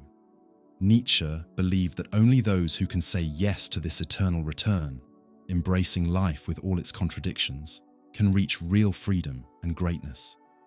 This vision rejects the idea of a linear future always getting better. Instead, it teaches us to value the present moment and to live as if what we do now, we do forever. Maurice Halbwachs, a French sociologist, introduced a powerful idea in his work on collective memory, that memory is never a perfect copy of the past. It's always partly invention. Our memories aren't neutral or exact recordings. They're shaped by social, cultural, and group influences. For Halbwachs, even our personal memories are deeply tied to the collective memories of the groups we belong to, our families, communities, and cultures. We remember things through the lens of shared stories, values, and identities. That means our memories are flexible. They can be reshaped, reinterpreted, or even forgotten, depending on what makes sense in the present moment. For example, a historical event might be remembered in completely different ways by different groups, each one reshaping the story to reflect their identity or needs. This flexibility can help build social unity, but it also opens the door to distortion or manipulation. Halbwachs shows us that memory isn't just something we hold inside. It's something we build together. We don't live in a fixed past, but in a living web of shared and constantly changing memories.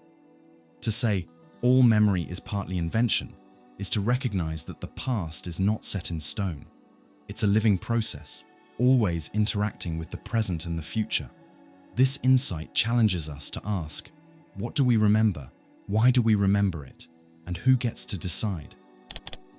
Jean-Paul Sartre, one of the leading existentialist philosophers of the 20th century, believed that freedom is not just a right, it's a deep responsibility.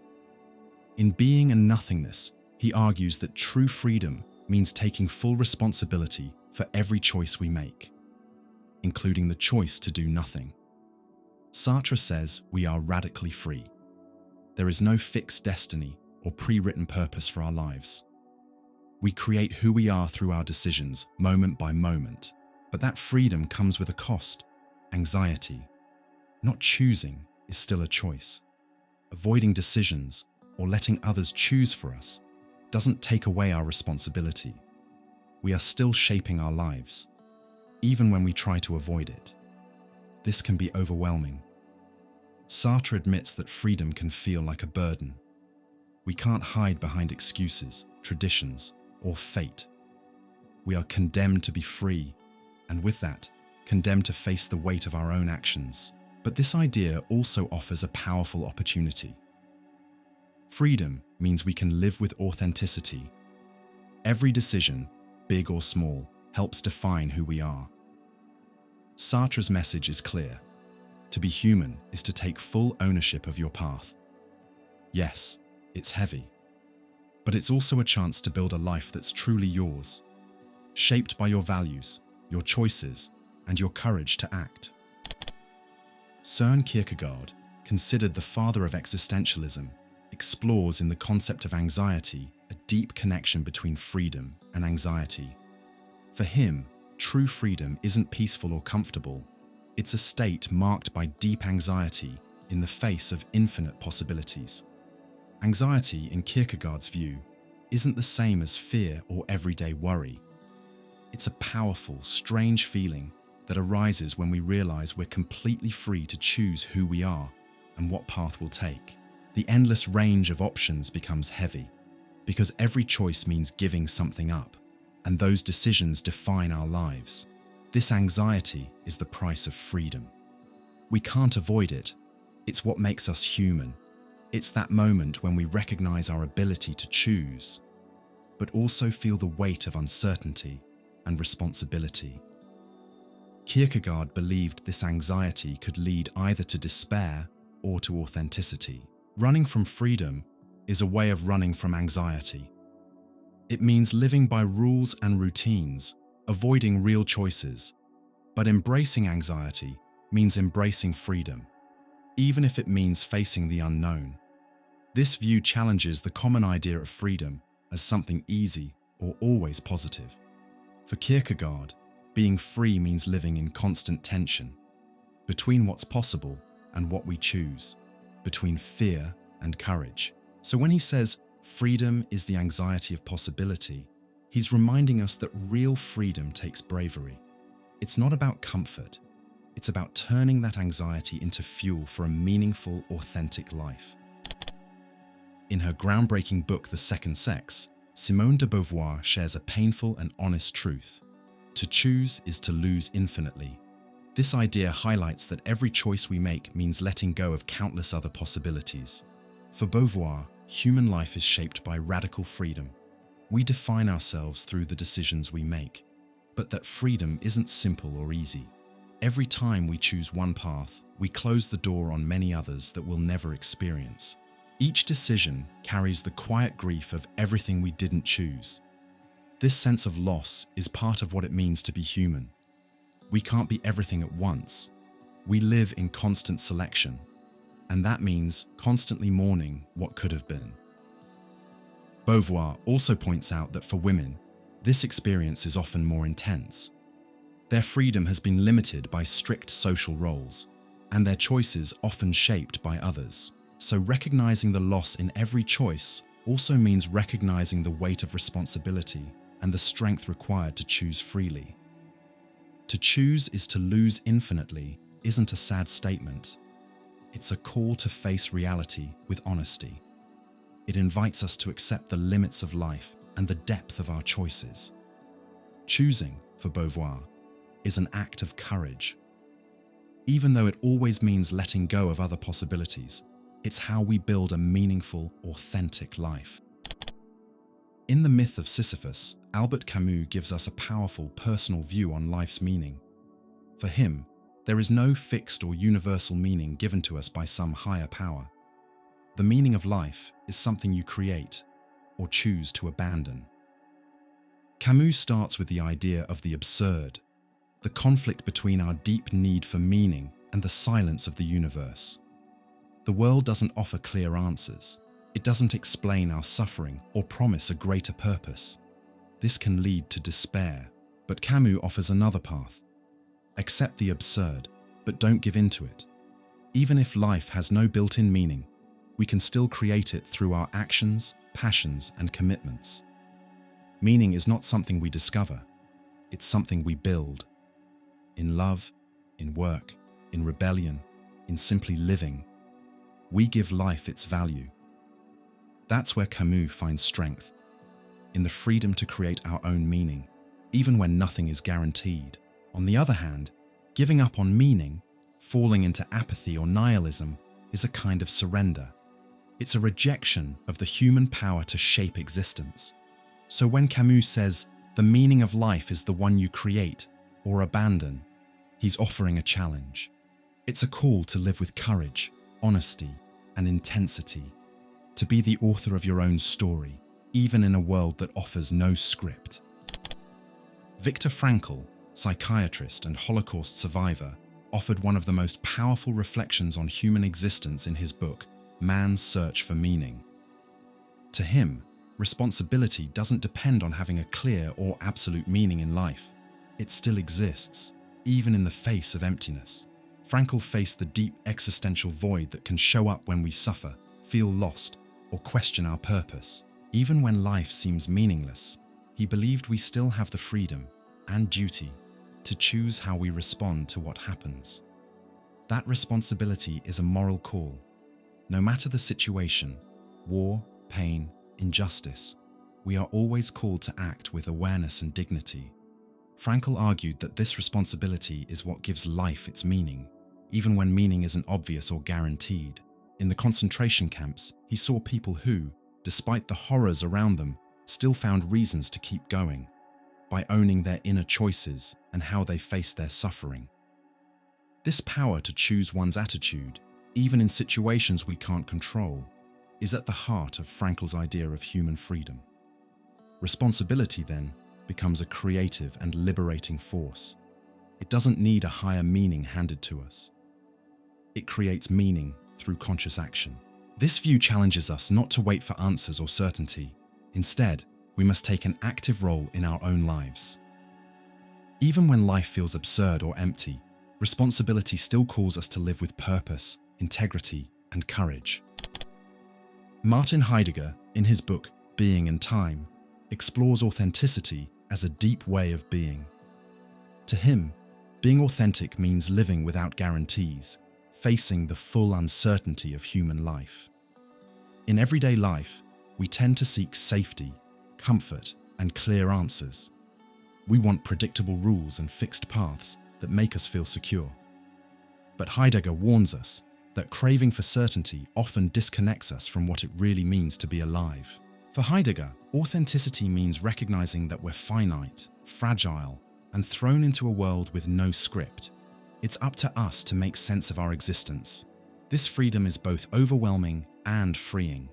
To live authentically is to face the anxiety that comes with freedom and mortality, without hiding behind illusions, distractions, or easy answers. It's about taking ownership of your life, knowing nothing is guaranteed. Not success, not happiness, not clarity. Authenticity asks us to stay present, to focus on what truly matters, even in the face of discomfort or uncertainty. It's not a comfortable path. It's a constant act of courage. But it's also a path that leads to a deeper, more meaningful life. Heidegger reminds us that authenticity is a call, an invitation to live fully, without guarantees, and to create something real out of that raw, uncertain existence. Emmanuel Levinas, one of the most important philosophers of the 20th century, built his ethical philosophy around otherness, the relationship with others. His statement, "You will never be fully understood, not even by yourself," speaks to the deep mystery of human identity. Levinas believed we are always shaped by our relationships. We're not fixed, self-contained beings. We're open to others, constantly changing, always in dialogue. This means we can't fully know ourselves. There are parts of who we are that remain hidden, even from us, because we're always becoming, always influenced by others. This idea challenges the traditional view of the self as clear, stable, or fully knowable. For Levinas, the self is not a solid core. It's more like a space shaped by connections and ethical responsibility. And because we can't fully understand ourselves, we should be humble. We should also recognize that we'll never completely understand others either. And that's not a flaw, it's a reason to respect their uniqueness. Levinas's ethics of otherness is about honoring this mystery, seeing others not as puzzles to solve, but as people to respect without trying to control or define them. So even though full self-knowledge is impossible, that's what makes being human so rich. We're always changing, always open to growth, always in relationship. Real ethics, for Levinas, begins with accepting this, that the mystery of who we are and who others are is something to be respected, not erased. Albert Camus, one of the leading voices in existential and absurdist philosophy, believed that true freedom can only come when we fully face the absurdity of life. That awareness, he says, is the beginning of what he calls the rebel, someone who confronts the void of meaning without giving up. The absurd arises from the clash between our deep desire for meaning and the silence of the universe. The world offers no clear answers, no ultimate purpose, and denying that fact, Camus says, is living in illusion. But accepting the absurd doesn't mean giving in to despair or apathy. In fact, awareness of the absurd can be a kind of awakening. It strips away false hopes and illusions, and in doing so, opens the door to real freedom. Once we let go of needing the universe to make sense, we're free to create our own meaning, to live authentically, define our values, and embrace life as it is. The rebel doesn't run from reality. He faces it with dignity. He says no to conformity and passive living. Instead, he chooses to live fully, even in the face of a silent universe. For Camus, this rebellion is a form of resistance, a defiant yes to life, even when it makes no promises. So when he says, freedom is impossible without awareness of the absurd, he's calling us to radical honesty. Only when we stop lying to ourselves can we be truly free, free to live, to choose, and to make our lives matter on our own terms. Thank you for watching and exploring these thought-provoking ideas with me. If this video brought you a new perspective, don't forget to like it and subscribe to the channel so you won't miss more philosophical content that can expand your worldview. Share it with someone who you think would enjoy this reflection. Let's build a community of critical thinking together, and drop a comment below.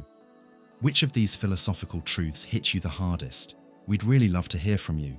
Stay tuned for more videos that will challenge your mind and spark new questions. See you in the next one.